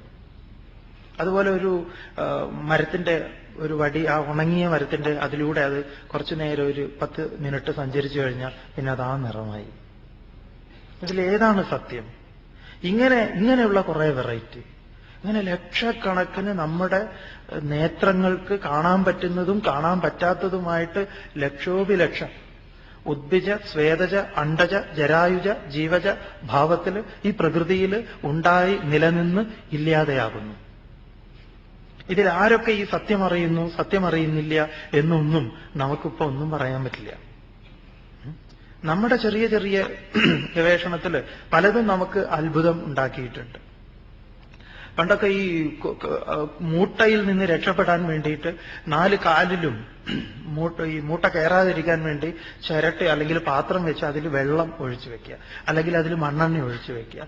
ഇങ്ങനെ 4 കാലിലും വെച്ച് കഴിഞ്ഞാൽ മൂട്ട വരില്ല എന്നാണ്. പക്ഷെ മൂട്ട അങ്ങനെ മുകളിൽ കൂടെ പോയി ഏറ്റവും സെന്ററിൽ പോയിട്ട് മൂട്ട വീഴുകയാണ് നേരെ ദേഹത്തേക്ക്. ഇത് അത്ഭുതപ്പെടുത്തുന്നതല്ലേ ഏതൊരാളും? പണ്ടൊക്കെ ഫാൻ സ്പീഡ് കൂട്ടിയിട്ടാ കൊതുക് വരില്ലായിരുന്നു. ഇപ്പൊ ഫാനൊന്നും എത്ര സ്പീഡായാലും കൊച്ചിയിലെ കൊതുകിന് അതൊന്നും ഒരു വിഷയമല്ല. 15ഉം 20ഉം നിലകളിലേക്ക് കൊതുക് പോകാറില്ലായിരുന്നു. പക്ഷെ ബോംബെയിലൊക്കെ ഫ്ലാറ്റില് ലിഫ്റ്റിലാണ് കൊതുക് പോണത്. സത്യമാണിത്, തമാശയല്ല. ലിഫ്റ്റ് തുറന്ന് കയറുന്ന സമയത്ത് കൊതുകും കൂട്ടത്തിൽ കയറുന്നു. 19ാമത്തെ 20ാമത്തെ നിലയെത്തുമ്പോൾ ലിഫ്റ്റ് തുറക്കുന്ന സമയത്ത് കൊതുകും പുറത്തേക്ക് വന്നിട്ട് ആ ഡോറിന് അവിടെ ഇങ്ങനെ പറ്റിപ്പിടിച്ച് നിൽക്കും. നിങ്ങൾ വേണേ നോക്കിക്കോളൂ, സന്ധ്യാസമയത്തൊക്കെ ഡോറിന്റെ പുറത്ത് അങ്ങനെ നിൽക്കുക. കൊതുകിനറിയാം ഈ വീട്ടിൽ ആളുണ്ട്, ഇത് ഇയാൾ എന്തെങ്കിലും തുറക്കാതിരിക്കില്ല, തുറന്നു കഴിഞ്ഞാൽ ഉടനെ അകത്ത് കയറി. അവരവരുടെ ബുദ്ധി ഉപയോഗിക്കുന്നുണ്ട് അവർക്ക് നിലനിൽക്കാൻ, അവരുടെ സന്താനോത്പാദനത്തിന്, അവരുടെ ഭക്ഷണത്തിന്, അവരുടെ നിദ്രയ്ക്ക്, അവരുടെ ജീവിതത്തിന് ഉള്ള പദ്ധതികളോ അവരും ആസൂത്രണം ചെയ്യുന്നുണ്ട് അവരുടേതായിട്ടുള്ള തലത്തിൽ നിന്നുകൊണ്ട്. ഇതൊക്കെ ഗവേഷണ വിഷയമാക്കാവുന്നതാണ്. പക്ഷെ നമ്മളെപ്പോലെ അവർക്ക് വിനോദം, പിന്നെ ഒരു ക്ലബ്ബ് ഉണ്ടോ എന്ന് ചോദിച്ചാൽ ഇല്ല. അവർക്ക് ക്ലബ്ബൊന്നുമില്ല. ഒരു ഗീതാജ്ഞാന യജ്ഞം ഇല്ല, അതില്ല. അതുകൊണ്ടൊരു വേദപഠനം, ഓത്തുപള്ളി, ആരാധനാലയം ഇതൊന്നും അവർക്കില്ല. അത് ഭഗവാൻ തന്നെ അതിനെ വളരെ കൃത്യമായിട്ട് അതിനെ ട്യൂൺ ചെയ്ത് സെറ്റ് ചെയ്ത് വിട്ടിരിക്കുക. അതുകൊണ്ട് അവര് പ്രകൃതിക്ക് ഒരിക്കലും ഒരു ഹാനിയല്ല. അതുകൊണ്ട് അവരുടെ ഇടയിൽ വംശം അധികരിക്കുന്ന പ്രശ്നമോ വംശനാശം, നമ്മുടെ ഇടപെടൽ അവരെ സംബന്ധിച്ച് വലിയൊരു പ്രശ്നമാണ്. ഇന്ന് ഭൂമിയിൽ നമ്മുടെ ഇടപെടൽ കാരണം പലർക്കും പ്രശ്നമാണ്. പല സസ്യങ്ങളും പല വൃക്ഷങ്ങളും പല ജീവജാലങ്ങൾക്കും വംശനാശം വന്നുകൊണ്ടിരിക്കുക. വിവേകിയായിട്ടുള്ളവരാ നമ്മൾ, പക്ഷെ നമ്മുടെ സ്വാർത്ഥത കാരണം നമുക്ക് പലതും സംഭവിക്കുന്നുണ്ട്. അതൊക്കെ നമ്മുടെ അജ്ഞാനത്തിൽ നിന്ന് നാം തന്നെ അനുഭവിക്കുന്നതാണ്. അപ്പൊ ഇതിനെയൊക്കെ നമ്മൾ ഈ തരത്തിലുള്ള ചർച്ചകളൊക്കെ 3ാം അധ്യായത്തിലും തുടർന്നുള്ള അധ്യായത്തിലും ചെയ്യും. ഇപ്പൊ ഇവിടെ ആത്മാവിനെ കുറിച്ച് ആ സമയത്ത് ഉണ്ടാകുന്ന സംശയങ്ങൾ, സ്വാഭാവികമായിട്ടുണ്ടാകുന്ന സംശയങ്ങളാണ്. അതൊക്കെ നിങ്ങളുടെ മനസ്സിൽ ഉണ്ടായിരിക്കട്ടെ, നല്ലത് തന്നെ. നമുക്ക് ഇവിടെ ചർച്ച ചെയ്യുമ്പം ആത്മാവിന്റെ ലക്ഷണത്തെക്കുറിച്ച് പറയുന്നു. അതിന് ഏറ്റമോ കുറച്ചിലോ ഇല്ല, അത് വർദ്ധിക്കുന്നില്ല, അതിന് തിരോധാനവും ഇല്ല. പിന്നെയോ അത് അവ്യക്തം, അചിന്യം, അത് വ്യക്തമല്ല, ഇന്ദ്രിയങ്ങൾക്ക് വിഷയമല്ല അത്. അതുകൊണ്ട് ആരെങ്കിലും ആത്മാവിനെ അറിഞ്ഞു എന്നറിഞ്ഞു കഴിഞ്ഞാൽ അറിയുന്നവനാര് എന്ന ചോദ്യം ഉണ്ടാവും. അറിഞ്ഞവനാര്? അതിൽ ത്രിപുടി എന്ന് പറയും. ത്രിപുടി എന്ന് പറഞ്ഞാൽ അറിയുന്നവൻ, ഞാൻ, അറിയുന്ന ഒന്ന്, അറിയുക എന്ന പ്രക്രിയ. ഈ ത്രിപുടികൾ ഇല്ലാതെയാവുന്നതിനാണ് ജ്ഞാനം എന്ന് പറയുക. വിജ്ഞാനം. മറ്റുള്ള എല്ലാ അറിവുകളിലും ഞാൻ ഇന്നതിനെ അറിഞ്ഞു, ഈ അറിവ് അങ്ങനെയല്ല. അങ്ങനെ അറിയാൻ തൽക്കാലം ഇങ്ങനെ മനസ്സിലാക്കി വെക്കുക. ഇതാ ഇവിടെ വിസ്തരിക്കാൻ പോകുന്നുണ്ട്. അവ്യക്താദീനി ഭൂതാനി വ്യക്തമധ്യാനി ഭാരത അവ്യക്ത നിധനാന്യേവ തത്ര കാ പരിദേവന. അപ്പൊ ദുഃഖത്തിന് ഇത് ഒരിക്കലും കാരണമായി ഭവിക്കരുത്. എന്തുകൊണ്ടെന്നാൽ ഈ ജീവജാലങ്ങളുടെ എന്തൊക്കെ ദൃഷ്ടമായി കാണപ്പെടുന്നുണ്ടോ അതിന്റെയൊക്കെ ആരംഭവും അതിന്റെയൊക്കെ ഒടുക്കവും അതിന്റെ മധ്യവും എന്ന് പറഞ്ഞാൽ ആദാ വന്ദേച്ച് എന്നാസ്തി തത് മധ്യകാലേപിച്ച് എന്നാണ്. ആദിയിൽ എന്താണോ അവസാനം എന്താണോ മധ്യത്തിലും അത് തന്നെയാണ് എന്നാണ്. പക്ഷെ തൽക്കാലം തോന്നുന്നു നമുക്ക് നാം നിലനിൽക്കുന്നു എന്ന്. തോന്നൽ മാത്രമാണ്. ഇനി ഇതിന്റെ ആത്മാവിനെ ദർശിച്ച അല്ലെങ്കിൽ ഒരു അനുഭവത്തെയൊക്കെ ഭഗവാൻ ചിത്രീകരിക്കുക. അടുത്ത ശ്ലോകം അതിഗംഭീരം. അതിഗംഭീരം എന്ന് പറഞ്ഞാൽ ഈ ആത്മാവിനെ അറിഞ്ഞനുഭവിച്ചവര്. ഇന്ന് പറയൂല, നാളെ പറയൂല. ആത്മാവിനെ ദർശിച്ച അല്ലെങ്കിൽ ഒരു അനുഭവത്തെയൊക്കെ ഭഗവാൻ ചിത്രീകരിക്കുക. വളരെ പ്രധാനപ്പെട്ട ഒരു ശ്ലോകമാണ്. നോക്കാം. ആശ്ചര്യവത് പശ്യതി കശ്ചിദേനം ആശ്ചര്യവത് വദതി തഥൈവ ചാന്യഃ ആശ്ചര്യവച്ചൈനമന്യഃ ശൃണോതി ശ്രുത്വാപ്യേനം വേദ ന ചൈവ കശ്ചിത്. ആശ്ചര്യവത് പശ്യതി കശ്ചിത് ഏനം ആശ്ചര്യവത് വദതി തഥാ ഏവ ച അന്യഃ ആശ്ചര്യവത് ച അന്യഃ ശൃണോതി ശ്രുത്വാ അപി ഏനം വേദ ന ച ഏവ കശ്ചിത്. പറയുന്നു, കശ്ചിത് ഏനം ആശ്ചര്യവത് പശ്യതി. കശ്ചിത് എന്ന് പറഞ്ഞാൽ പതിനായിരങ്ങളിൽ ലക്ഷങ്ങളിൽ ഒരുവൻ. കശ്ചിത് എന്ന് പറയുമ്പോൾ അങ്ങനെയാണ്. ഉപനിഷത്തിലെ ഒരു പ്രയോഗമാണ്. കശ്ചിത് ധീരാഹ പ്രത്യേകാത്മാനം ഐക്ഷത്. അനേകരിൽ ഒരുവൻ അന്തരാത്മാവിനെ കണ്ടു. കശ്ചിത് ഒരുവൻ, അതായത് ഒരുപാട് പേരിൽ ഒരാൾ. കശ്ചിത് ഏനം എന്ന് പറഞ്ഞാൽ ഏതിനെ ആത്മാവിനെ. ഏനം എന്ന് പറഞ്ഞാൽ ആത്മാവിനെ ആശ്ചര്യവത് പശ്യതി, ഒരാശ്ചര്യ വസ്തുവിനെ പോലെ കാണുന്നു. വളരെ നന്നായി മനസ്സിലാക്കേണ്ടുന്ന വിസ്തരിച്ചുള്ള വ്യാഖ്യാനങ്ങൾ ഈ ശ്ലോകത്തിനുണ്ട്. എല്ലാ കാര്യങ്ങളും സ്വാമി പറയാം. അടുക്കടുക്കായി മനസ്സിലാക്കി വെച്ചോളൂ, കൂട്ടിക്കലർത്തണ്ട. ഇപ്പൊ നമ്മൾ ഈ പ്രപഞ്ചത്തിലെ ഓരോന്നിനെ കാണുമ്പോഴും ആശ്ചര്യത്തോടു കൂടി പറയാറുണ്ട്. ഓരോന്നിനെ അങ്ങനെയാണല്ലോ പല സ്തുതികളും ഗീതങ്ങളും ഒക്കെ ഉണ്ടാവുന്നത്. ഒരിക്കലും ഒരു കുറച്ച് കവിതയൊക്കെ എഴുതുന്ന ഒരാളാണ്. അപ്പൊ വളരെ സൗന്ദര്യമുള്ള ഒരു കുട്ടിയെ കണ്ടപ്പം അയാൾ അങ്ങനെ എഴുതിയെന്നാണ്, നീ എന്റെ ജീവിതത്തിലെ സൂര്യനാണ്, ജീവിതാകാശത്തില് നീ എനിക്ക് എന്റെ ജീവിതമാകുന്ന ആകാശത്തില് ഒരു തേൻ മഴയായി, പിന്നെ അതുമല്ലെങ്കിൽ ഒരു മിന്നൽ പിണരായി, അതുമല്ലെങ്കിൽ ഒരു വെണ്ണിലാവായി, അങ്ങനെയായി ഇങ്ങനെയായി എന്നൊക്കെ പറഞ്ഞുകൊണ്ട് ഒരു എഴുത്തെഴുതി കൊടുത്തു എന്നാ. അപ്പൊ അയാൾക്കൊരു മറുപടി കൊടുത്തു, മേലിൽ ഇത്തരം കാലാവസ്ഥ റിപ്പോർട്ട് എഴുതി എന്നെ ശല്യം ചെയ്യരുത്. ഒരാളെ കാണുമ്പോൾ ഇങ്ങനെ ആശ്ചര്യത്തോടുകൂടി ഇങ്ങനെയൊക്കെ കാണാം. ആശ്ചര്യവത് പശ്യതി. ഇവിടെ ആശ്ചര്യവത് പശ്യതി എന്ന് പറയുമ്പം ഏതൊരാളും ഈ വിശ്വത്തിലെ പലതിനെയും പല പ്രകാരത്തിൽ കാണുന്നു. ആദ്യമായിട്ട് ഒരാളെ കൊണ്ടുപോയി ഹിമാലയം കൊണ്ടുപോയി കാണിച്ചു കൊടുക്കുമ്പോ ഓ എന്ന് പറയും. കൈലാസം കൊണ്ടുപോയി കാണുന്ന സമയത്ത്, മാനസരസ് കാണുന്ന സമയത്ത്, എന്തെങ്കിലുമൊക്കെ നമ്മൾ കാണുന്ന സമയത്ത് ഇത് ഉണ്ടാവുന്നുണ്ട്. അതിലൊക്കെ ഉപരി ഈ പരമമായ സത്യത്തെ ഒരുവൻ ആശ്ചര്യത്തോടുകൂടി കാണുന്നു എന്ന് പറയുമ്പോൾ ഇങ്ങനെ ഒരുപാട് കാര്യങ്ങളുണ്ട്. ആശ്ചര്യത്തോടുകൂടി കാണുന്നു. കാണാന്നുള്ളതിൽ ദർശനം എന്നുണ്ട്, ഈ നേത്രങ്ങളെ കൊണ്ടല്ല. അതിലൊക്കെ ഉപരി ഒരുവൻ ഇതിനെ വിഗ്രഹത്തിൽ കാണുന്നു, ആശ്ചര്യത്തോടു കൂടിയിട്ട്.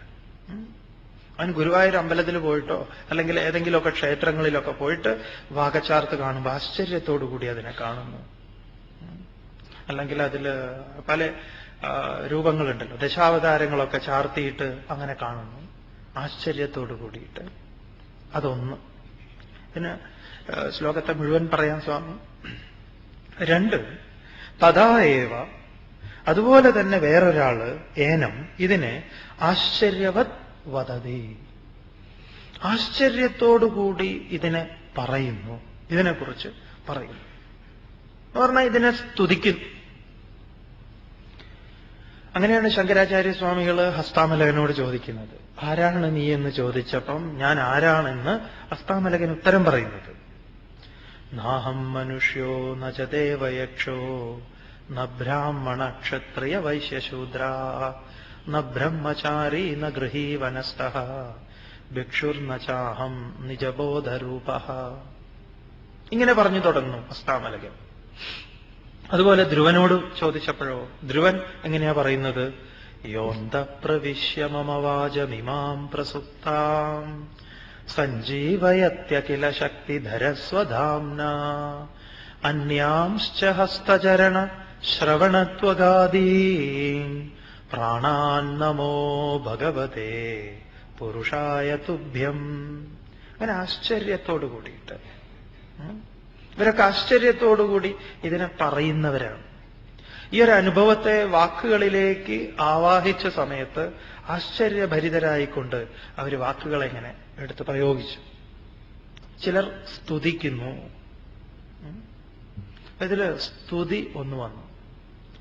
ഇതിൽ വേണമെങ്കിൽ നമുക്ക് ഒരാള് ഈശ്വരനെ സഗുണമായ ഭാവത്തിൽ തന്നെ ആശ്ചര്യത്തോടു കൂടി കാണുന്നുവെന്നും അതുപോലെ സഗുണമായ ഭാവത്തിൽ ആശ്ചര്യത്തോടുകൂടി സ്തുതിക്കുന്നുവെന്നും അതേ സമയത്ത് നിർഗുണമായ ആ ബ്രഹ്മത്തെ അനുഭവപ്പെടുത്തി താൻ അതിനെ പങ്കുവെക്കാൻ ശ്രമിക്കുന്ന സമയത്ത് ആശ്ചര്യഭരിതമായ വാക്കുകളെ കൊണ്ട് മന്ത്രങ്ങളെ കൊണ്ട് അതങ്ങനെ പ്രകടമാക്കുന്നു. ഇതൊക്കെ പറയാം.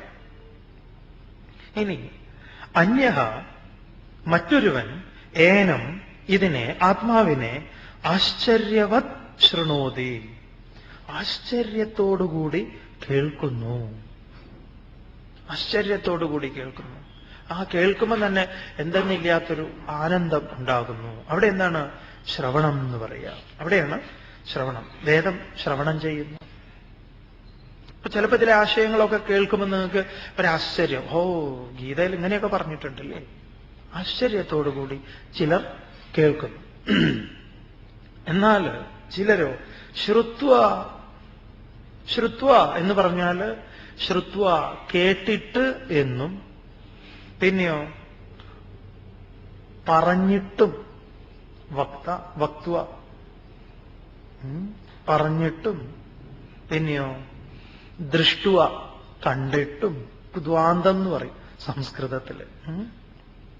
ഇങ്ങനെ കണ്ടിട്ടും കേട്ടിട്ടും പറഞ്ഞിട്ടും കശ്ചിതപി ന വേദ ഏവ അവനെ ഒന്നും മനസ്സിലാവുന്നില്ല എന്ന് പറയും. ഈ വിഷയം കണ്ടിട്ടും ഇതിൽ കേട്ടിട്ടും ഇതൊക്കെ പറഞ്ഞു കൊടുത്തിട്ടും ചിലരിൽ ഒന്നും സംഭവിക്കുന്നില്ല എന്ന് ഒരു വ്യാഖ്യാനം. പിന്നെ ഒരു വ്യാഖ്യാനം, ഇങ്ങനെ ആശ്ചര്യത്തോടുകൂടി കണ്ടിട്ടും ആശ്ചര്യത്തോടുകൂടി കേട്ടിട്ടും ആശ്ചര്യത്തോടുകൂടി പറഞ്ഞിട്ടുള്ള ഈ 3 വിദ്വാൻമാരും ഉണ്ടല്ലോ, ഇവരും കശ്ചിത് ഇതിലും ആരും ന വേദ അറിയുന്നില്ല ഇതിനെ. അങ്ങനെയും അതിന്റെ ആഴത്തിലേക്ക് പോയി കഴിഞ്ഞാൽ അവിടെ അങ്ങനെയും എത്താൻ പറ്റുമെന്ന് പറയാം. ആശ്ചര്യത്തോടുകൂടി പറയുന്നവൻ ഇതറിയുന്നുവോ? ആശ്ചര്യത്തോടുകൂടി കേൾക്കുമ്പോ ഇതിനെ അറിയുന്നുണ്ടോ? ഇല്ല. ആശ്ചര്യത്തോടുകൂടി പറയുമ്പോഴും ആശ്ചര്യത്തോടുകൂടി കാണുമ്പോഴും ആശ്ചര്യത്തോടുകൂടി കേൾക്കുമ്പോഴും ഇത് സംഭവിക്കുന്നില്ല എന്നും ഇതിന്റെ അനുഭവത്തിൽ ആശ്ചര്യത്തോടുകൂടി പറയുന്നുവെന്നും. ഇനി ഇവിടെ കശ്ചിത് അഭി, ഇനി ശ്രുത്വ അഭി കശ്ചിത് അഭി ന വേദ, അവനൊന്നും തന്നെ അറിയുന്നുമില്ല. ഇങ്ങനെ ആരെന്തു പറഞ്ഞിട്ട് ഒരു കാര്യമില്ല എന്ന് പറയും. അതും ഒരാശ്ചര്യമാണ്. ഒരാള് ട്രെയിനിൽ യാത്ര ചെയ്യുക, ഒരു ചെറുപ്പക്കാരനാണ്, അത് ഇരുന്ന് ചൂയിങ്ങം ചവച്ചുകൊണ്ടിരിക്കുക. ചൂയിങ്ങം. അപ്പൊ നേരെ മുൻപിൽ ഒരു മുത്തശ്ശി, ഒരു കുറച്ച് പ്രായമായിട്ടുള്ള ഒരു അമ്മ ഇരിക്കുന്നുണ്ട്. അയാളിങ്ങനെ പുറത്തേക്ക് ഇങ്ങനെ നോക്കിക്കൊണ്ട് ഇങ്ങനെ ചൂയിങ്ങൊക്കെ ചവച്ചുകൊണ്ട് ഇങ്ങനെ ട്രെയിനിൽ യാത്ര ചെയ്യണം. അപ്പൊ ഈ അമ്മ ഇടയ്ക്ക് ഇങ്ങനെ ഇയാളെ നോക്കുക. അപ്പൊ ഇയാളിങ്ങനെ നോക്കുമ്പോ ഒരമ്മ ഇടയ്ക്കൊന്ന് ചിരിക്കും. പിന്നെ ഇയാൾ അങ്ങോട്ട് നോക്കി ഇങ്ങനെ ചൂയിങ്ങം ചവച്ചുകൊണ്ടിരിക്കും. പിന്നെ ഇടയ്ക്ക് ഈ ചവച്ചുകൊണ്ടൊക്കെ ഈ അമ്മയെ നോക്കും. അങ്ങനെ. അപ്പൊ ഈ അമ്മ പറഞ്ഞു, മോനെ എന്നോട് ക്ഷമിക്കണം, ഞാൻ ഇയർഫോൺ എടുക്കാൻ മറന്നുപോയതുകൊണ്ട് മോൻ പറയുന്നതൊന്നും കേൾക്കുന്നില്ല. ആശ്ചര്യവത് ശൃണോതി, അവൻ എന്തൊക്കെയോ പറയുന്നുണ്ട്, പക്ഷെ അവൻ ചൂയിങ്ങ ചവയ്ക്കുക. കശ്ചിത് എന്ന വേദ അറിയുന്നില്ല. അപ്പൊ എന്തെങ്കിലും പ്രകാരത്തില് നമ്മൾ എവിടെയെങ്കിലും എന്തെങ്കിലുമൊക്കെ കണ്ടിട്ടുണ്ട്, എന്തെങ്കിലുമൊക്കെ ശബ്ദം കേട്ടിട്ടുണ്ട് ഉണ്ടെങ്കിൽ അതൊക്കെ ഇതാണെന്ന് അങ്ങോട്ട് ധരിച്ചേക്കരുത്. അതിന്റെ സൂചനയാണ്. ചിലപ്പോ അങ്ങനെയുണ്ട്. നമ്മൾ അങ്ങനെ ഇരുന്ന് മെഡിറ്റേറ്റ് ചെയ്യുമ്പം ഒരു പാദസരം, ഉണ്ണിക്കണ്ണന്റെ പാദസരം കണ്ടു എന്നും അല്ല കേട്ടു എന്നും, ഗുരുവായൂരിലേക്ക് പോകുന്ന സമയത്ത് ആരുമില്ല, പെട്ടെന്ന് ഞാനാണെങ്കിൽ എനിക്ക് വേഗത്തിൽ തൊഴുതു പോകും വേണം. നോക്കുമ്പം അയ്യോ അത്രയും ക്യൂ, ഒരു രക്ഷയില്ല.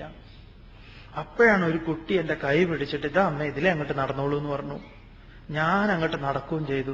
തിരിഞ്ഞു നോക്കിയപ്പോ ആ കുട്ടിയെ കണ്ടില്ല. ഇങ്ങനെയുള്ളതിലൊന്നും നിങ്ങൾ വീഴാൻ പാടില്ല. ശാസ്ത്രം പറയുമ്പം അല്ല സ്വാമി ഇങ്ങനെയൊക്കെ അനുഭവം ഉണ്ടല്ലോ, അത് പലപ്പോഴും ഈ അനുഭവം പറയുന്നവര് അവരുടെ അനുഭവം ആയിരിക്കില്ല പറയുന്നത്, മറ്റാരുടെയൊക്കെയോ അനുഭവമാണ്.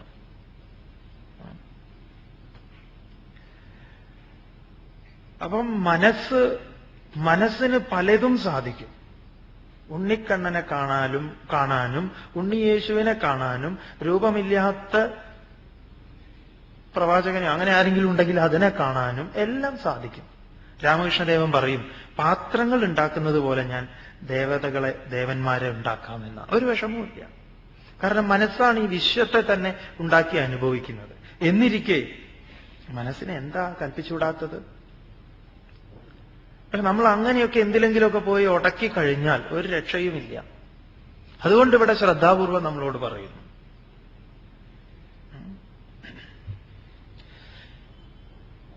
എന്തുകൊണ്ടാ ആളുകൾ കൃഷ്ണനെ ധ്യാനിക്കുന്നവർ കൃഷ്ണനെ മാത്രം കാണുന്നത്, ക്രിസ്തുവിനെ കാണാത്തത്? ക്രിസ്തുവിനെ ധ്യാനിക്കുന്നവർ ക്രിസ്തുവിനെ കാണുന്നു, കൃഷ്ണനെ കാണുന്നില്ല. അതെന്താണ്? ഇങ്ങനെയുള്ള എല്ലാ മിഥ്യാധാരണകളും ഇവിടെ നിന്ന് മാറണം. നിങ്ങൾ ഇവിടെ പറയുന്ന സത്യം, ഈശ്വരൻ എന്നൊക്കെ പറയുന്നത് ഇവിടെ വളരെ കൃത്യമായിട്ട് അവതരിപ്പിക്കുന്നുണ്ട്.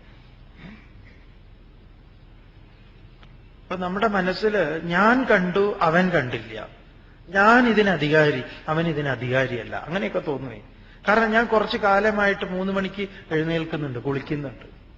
അപ്പൊ 3 മണിക്ക് എഴുന്നേറ്റ് കുളിച്ച് വാകച്ചാർത്ത് തൊഴുക, അല്ലെങ്കിൽ അമ്പലത്തിൽ പോവുക, ഇന്ന പാരായണങ്ങളൊക്കെ നടത്തുന്നുണ്ട്. അതുകൊണ്ട് ഭഗവാൻ എന്നെ അനുഗ്രഹിച്ചു, എനിക്കൊരു ദിവസം ദർശനം തന്നു. ഏയ് സ്വാമി അപ്പൊ കൂറൂരമ്മയ്ക്ക് ഇങ്ങനെയൊക്കെ കൊടുത്തു. അത് കൂറൂരമ്മയോട് ചോദിക്കണം. അതെ, സ്വാമി ആരെയും നിഷേധിക്കാനോ ആരെങ്കിലും പരിഹസിക്കാനോ ഒന്നും പറയല്ല. ഭഗവത്ഗീത പറയണം.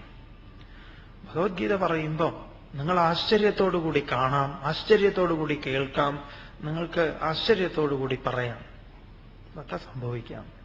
പക്ഷെ ഇവിടെ ഒരു ക്ലോസ് വെച്ചിട്ടുണ്ട്. ഇവിടെ എന്താണ്? കശ്ചിത് അപി ന വേദ ഏവ. ഇവരൊന്നും തന്നെ ഇത് കണ്ടിട്ടും കേട്ടിട്ടും പറഞ്ഞിട്ടും ഒരുത്തൻ പോലും അറിയുന്നില്ല എന്ന്.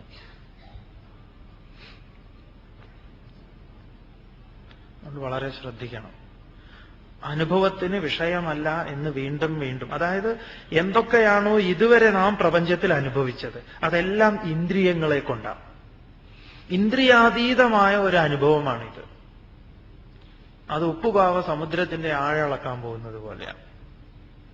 ഉപ്പുപാവ പറഞ്ഞു, പലരും ശ്രമം നടത്തി നോക്കി ഈ സമുദ്രത്തിന് എത്ര ആഴമുണ്ട് എന്നറിയാൻ.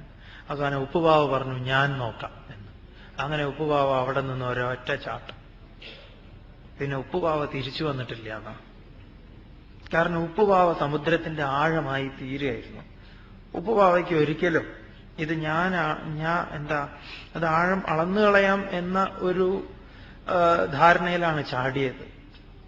ചാടിയ സമയത്താണ് നാരായണ ഗുരുദേവന്റെ ദൈവദശകത്തിലെ ശ്ലോകം ഓർമ്മ വന്നത്. ആഴമേറും നിൻമഹസാം ആഴിയിൽ ഞങ്ങളാകവേ, ആഴണം വാഴണം നിത്യം, വാഴണം വാഴണം സുഖം. പിന്നെ വേറിട്ടൊരു നിലനിൽപ്പ്, വ്യക്തിത്വം ഇല്ല എന്ന് പറയാം. ഇതാണ് അനുഭവം. ഈ അനുഭവത്തെക്കുറിച്ച് നല്ലൊരു കഥയുണ്ട്. വളരെ ചെറിയ കഥയാണ്. ഓർത്തു വെച്ചാൽ നന്നായിരിക്കും.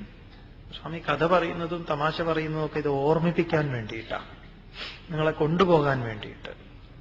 സെൻ മാസ്റ്റർ കഥയെക്കുറിച്ച് പറയുന്ന കഥയ്ക്ക് കൊടുത്തിരിക്കുന്ന നിർവചനം അങ്ങനെയാണ്. ആശ്രമത്തിൽ പഠിക്കുന്ന സമയത്ത് ഇത് പറഞ്ഞിട്ട് അത് പറയാം. ആശ്രമത്തിൽ പഠിക്കുമ്പോൾ കുട്ടികൾക്ക് മനസ്സിലാവുന്നില്ല. അപ്പൊ ഗുരു കഥ പറഞ്ഞു കൊടുക്കുന്നു. അപ്പൊ ഒരു കുട്ടി ചോദിച്ചു, എന്തിനാ ഗുരു ഇങ്ങനെ കഥ പറയുന്നത്? കഥ ഇല്ലാതെ കാര്യം നേരിട്ട് പറയൂ എന്ന്. അപ്പൊ അയാൾ കുറച്ച് സീരിയസ് ആയിട്ടുള്ള ഒരു വിദ്യാർത്ഥിയായിരുന്നു. അപ്പൊ ഗുരു പറഞ്ഞു, ഇപ്പൊ എന്താ ചെയ്യുക, ഇവരെ ഇങ്ങനെയാ ബോധിപ്പിക്കുക? ഗുരു പുറത്തേക്ക് നോക്കിയപ്പോ ഒരു കാഴ്ച കണ്ടു. ഗുരു അവരെ പുറത്ത് വിളിച്ചിട്ട് പറഞ്ഞു, വരൂ, അതാ കണ്ടോ, അതാണ് ഞാൻ ചെയ്യുന്നത് എന്ന് പറഞ്ഞു. അപ്പൊ നോക്കുമ്പോ എന്താ, ഒരാള് ഒരു പശുവിനെ, ഒരു പശുക്കുട്ടിയെ പിടിച്ചു വലിച്ച് അദ്ദേഹത്തിന്റെ വീട്ടിലേക്ക് കൊണ്ടുപോവുക. പശുക്കുട്ടി അയാൾ ഇങ്ങോട്ട് വലിക്കുമ്പോൾ പശുക്കുട്ടി അങ്ങോട്ട് പോവുക. അപ്പൊ അയാൾ കുറച്ച് പുല്ല് കാണിച്ചു കൊടുത്തിട്ടുണ്ട് ഇങ്ങനെ. എന്നിട്ട് പുല്ല് കാണിച്ചിട്ടാണ് ഈ പശുക്കുട്ടിയെ കൊണ്ടുപോകുന്നത്. അദ്ദേഹം പറഞ്ഞു, ഞാൻ നിങ്ങൾക്ക് പറഞ്ഞു തരുന്ന കഥകളെല്ലാം പുല്ലുകളാണ് മക്കളെ, പുല്ലുകൾ. അത് കണ്ടാലേ നിങ്ങൾ കൂടെ വരുള്ളൂ എന്ന് പറഞ്ഞു. ഇത് ഞാൻ കാണിച്ച് നിങ്ങളെ കൂടെ ഇങ്ങനെ കൊണ്ടുപോകുന്നു. ഇത് നമ്മുടെ പഴയ ഒരു രീതിയാണ്. അപ്പൊ കഥകൾ ഓർത്തു വയ്ക്കുന്നത് നല്ലതാ. ഒരു കുട്ടി മത്സ്യം, വളരെ കുട്ടിയായിട്ടുള്ള മത്സ്യം ചോദിച്ചു, പലരോടും ചോദിച്ചു, എന്താണ് ജലം എന്ന്. കുട്ടി മത്സ്യം ചോദിച്ചു, എന്താണ് ജലമെന്ന്. ഇത് മനസ്സിലാവണമെങ്കിൽ നമ്മളൊരു കുട്ടി മത്സ്യമാവണം. എന്നിട്ട് നമ്മൾ ചോദിക്കണം, ജലം എന്താണ്. ഈ കുട്ടി മത്സ്യം ജലം എന്തെന്ന് ചോദിച്ചതുപോലെയാ നമ്മളിപ്പോ ഈശ്വരനെ ചോദിക്കുന്നത് എന്നും മനസ്സിലാക്കിക്കൊള്ളുക. പലരോടും ചോദിച്ചു, പലരും ഉത്തരം പറഞ്ഞു, ജലം എന്ന് പറഞ്ഞാൽ ജലത്തിലല്ലേ നമ്മൾ വസിക്കുന്നത്? അതെയോ? എന്നിട്ട് അത് മനസ്സിലാവുന്നില്ലല്ലോ. ജലം എന്ന് പറഞ്ഞാൽ എനിക്ക് കാണുന്ന, ഏയ് ഇതം സർവം ജലം, ഇവിടെ മുഴുവൻ ജലമാണ്, ജലമല്ലാതെ വേറെ ഒന്നുമില്ല എന്ന് പറഞ്ഞു. പക്ഷെ ഈ മത്സ്യത്തിന് മനസ്സിലാവുന്നേ ഇല്ല. അവസാനം ഈ കുട്ടി മത്സ്യം ഒരു വലിയ മത്സ്യത്തിന്റെ അടുത്ത് പോയിട്ട്, ഒരു കാരണവര് മത്സ്യമുണ്ട്, വളരെ പ്രായം ചെന്ന് ഒരു യോഗിവര്യനായ ഒരു മത്സ്യം, അതിനോട് പോയി ചോദിച്ചു, അപ്പൂപ്പ എന്താണ് ജലം എന്ന്. അപ്പൊ ഇദ്ദേഹം പറഞ്ഞു, മോനെ ഞാൻ നിനക്ക് പറഞ്ഞുതരാം, വരാൻ പറഞ്ഞു. ഞാൻ നിന്നെ ഒരു സ്ഥലത്ത് കൊണ്ടുപോയിട്ട് നിനക്ക് ഞാൻ കാണിച്ചു തരാം ജലം എന്താണ്. അങ്ങനെ ഈ മത്സ്യത്തിന്റെ പുറത്ത് കയറി യാത്ര ചെയ്തു. എന്നിട്ട് അത് പറഞ്ഞു, ഒരു സ്ഥലത്തെത്തിയപ്പം, കരയുടെ അടുത്തെത്തിയപ്പം പറഞ്ഞു, എന്റെ വയറിലേക്ക് കയറിയിരുന്നോളാൻ. അവിടുന്ന് ഈ വലിയ കുട്ടി മത്സ്യത്തെ തട്ടി കരയിലേക്ക് ഇട്ടു. അങ്ങനെ കരയിലിങ്ങനെ ഇളകുന്ന കുട്ടി മത്സ്യം എന്താ, കരയിൽ കിടന്ന് പിടയ്ക്കുകയായിരുന്നു. പിടയ്ക്കുന്ന സമയത്ത് കുറെ പിടഞ്ഞ് പെട്ടെന്നത് വെള്ളത്തിലേക്ക് ചാടി. പിന്നെ ആ ചാടുന്ന ചാട്ടത്തില് പിന്നെ അതിന് വെള്ളം മനസ്സിലാവുക, എന്താണ് ജലം എന്ന്. അതിനു മുമ്പ് ഈ ജലത്തിലായിരുന്നു അത്. കരയിൽ നിന്ന് ഇതെപ്പോഴാണോ വീണ്ടും ജലത്തിലേക്ക് വീണത്, എന്നിട്ടത് ഓടിക്കൊണ്ട് എല്ലാവരോടും പറഞ്ഞു, ജലം എനിക്ക് മനസ്സിലായി, ഞാൻ എല്ലാവർക്കും പറഞ്ഞുതരാം. ആ ജലമില്ലാതെ നിലനിൽപ്പില്ല എന്നത് ഒരു അനുഭവത്തിലേക്ക് ഈ ചെറിയ മത്സ്യത്തിന് വരാൻ, ആ അനുഭവത്തിലേക്ക് അത് വീഴുകയായിരുന്നു. ഇതുപോലെ ഇവിടെ ഭഗവാൻ പറയുന്നു, ഇതം സർവം, ഇതെല്ലാം എന്താണ്, ഈ സത്യമാണ്. അതിനെക്കുറിച്ച് കേൾക്കുന്നു, പറയുന്നു, കാണുന്നു, എന്നിട്ടും കാര്യം പിടികിട്ടുന്നില്ല എന്ന്. തുടർന്ന് ഇനി ആത്മാവിന്റെ ലക്ഷണത്തെ വീണ്ടും പറഞ്ഞ് ദുഃഖത്തിന് അവകാശമില്ല എന്ന് സ്ഥാപിക്കുകയാണ്. നോക്കാം. ദേഹി നിത്യമവധ്യോയം ദേഹേ സർവസ്യ ഭാരത തസ്മാത് സർവാണി ഭൂതാനി നത്വം ശോചിതുമർഹസി. ദേഹി നിത്യമവധ്യോയം ദേഹേ സർവസ്യ ഭാരത തസ്മാത് സർവാണി ഭൂതാനി നത്വം ശോചിതും അർഹസി. ഭഗവാൻ ഇവിടെ അർജുനനോട് പറയുന്നു, അർജുന, നമ്മളോട് തന്നെ, നമുക്ക് ഈ പ്രപഞ്ചത്തില് വസ്തുക്കളെ രണ്ട് പ്രകാരത്തില് കാണാം. രണ്ട് പ്രകാരത്തില്. ഒന്ന് ഞാനോട് കൂടിയിട്ട്, ഞാൻ ചേർത്ത്, ഒന്ന് ഞാനില്ലാതെ. നമ്മുടെ കാഴ്ച മുഴുവൻ ഞാനോട് കൂടിയിട്ട, ഞാൻ ചേർത്തുകൊണ്ടാണ് ഈ വിശ്വത്തെ ഞാൻ വിലയിരുത്തുന്നത്. അതുകൊണ്ട് എന്റെ ഇഷ്ടാനിഷ്ടങ്ങൾ ഈ വിശ്വത്തിലുണ്ട്. എന്റെ ഏത് കാഴ്ചയിലും ഇതാ സംഭവിക്കുന്നത്. ഞാൻ ഇല്ലാതെ കാണുമ്പോഴോ വിശ്വം മാത്രമേ ഉള്ളൂ. അതുകൊണ്ട് ഭഗവാൻ ഇവിടെ പറയുന്നു, ദേഹി നിത്യം അവദ്യഃ അയം ദേഹേ സർവസ്യ ഹേ ഭാരത തസ്മാത് സർവാണി ഭൂതാനി നത്വം ശോചിതും അർഹസി. ഹേ ഭാരത, ഭഗവാൻ വീണ്ടും വിളിക്കുന്നത്, അല്ലയോ അർജുന, ഭാരത, നമ്മളെയാണ് വിളിക്കുന്നത്. ആ അറിവിലായിരിക്കണം നമ്മൾ നിറഞ്ഞു നിൽക്കേണ്ടത് എന്ന് പറയാം. ദേഹി നിത്യം അവധ്യോയം ദേഹേ സർവസ്യ ഭാരത തസ്മാത് സർവാണി ഭൂതാനി നത്വം ശോചിതും അർഹസി. ഭഗവാൻ ഇവിടെ അർജുനനോട് പറയുന്നു, അർജുന, നമ്മളോട് തന്നെ, നമുക്ക് ഈ പ്രപഞ്ചത്തില് വസ്തുക്കളെ രണ്ട് പ്രകാരത്തില് കാണാം. രണ്ട് പ്രകാരത്തില്. ഒന്ന് ഞാനോട് കൂടിയിട്ട്, ഞാൻ ചേർത്ത്, ഒന്ന് ഞാനില്ലാതെ. നമ്മുടെ കാഴ്ച മുഴുവൻ ഞാനോട് കൂടിയിട്ട, ഞാൻ ചേർത്തുകൊണ്ടാണ് ഈ വിശ്വത്തെ ഞാൻ വിലയിരുത്തുന്നത്.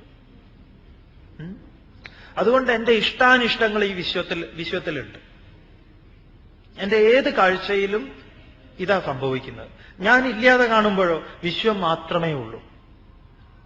അതുകൊണ്ട് ഭഗവാൻ ഇവിടെ പറയുന്നു, ദേഹി നിത്യം അവദ്യഃ അയം ദേഹേ സർവസ്യ ഹേ ഭാരത തസ്മാത് സർവാണി ഭൂതാനി നത്വം ശോചിതും അർഹസി. ഹേ ഭാരത, ഭഗവാൻ വീണ്ടും വിളിക്കുന്നത്, അല്ലയോ അർജുന, ഭാരത, നമ്മളെയാണ് വിളിക്കുന്നത്. ആ അറിവിലായിരിക്കണം നമ്മൾ നിറഞ്ഞു നിൽക്കേണ്ടത് എന്ന് പറയാം.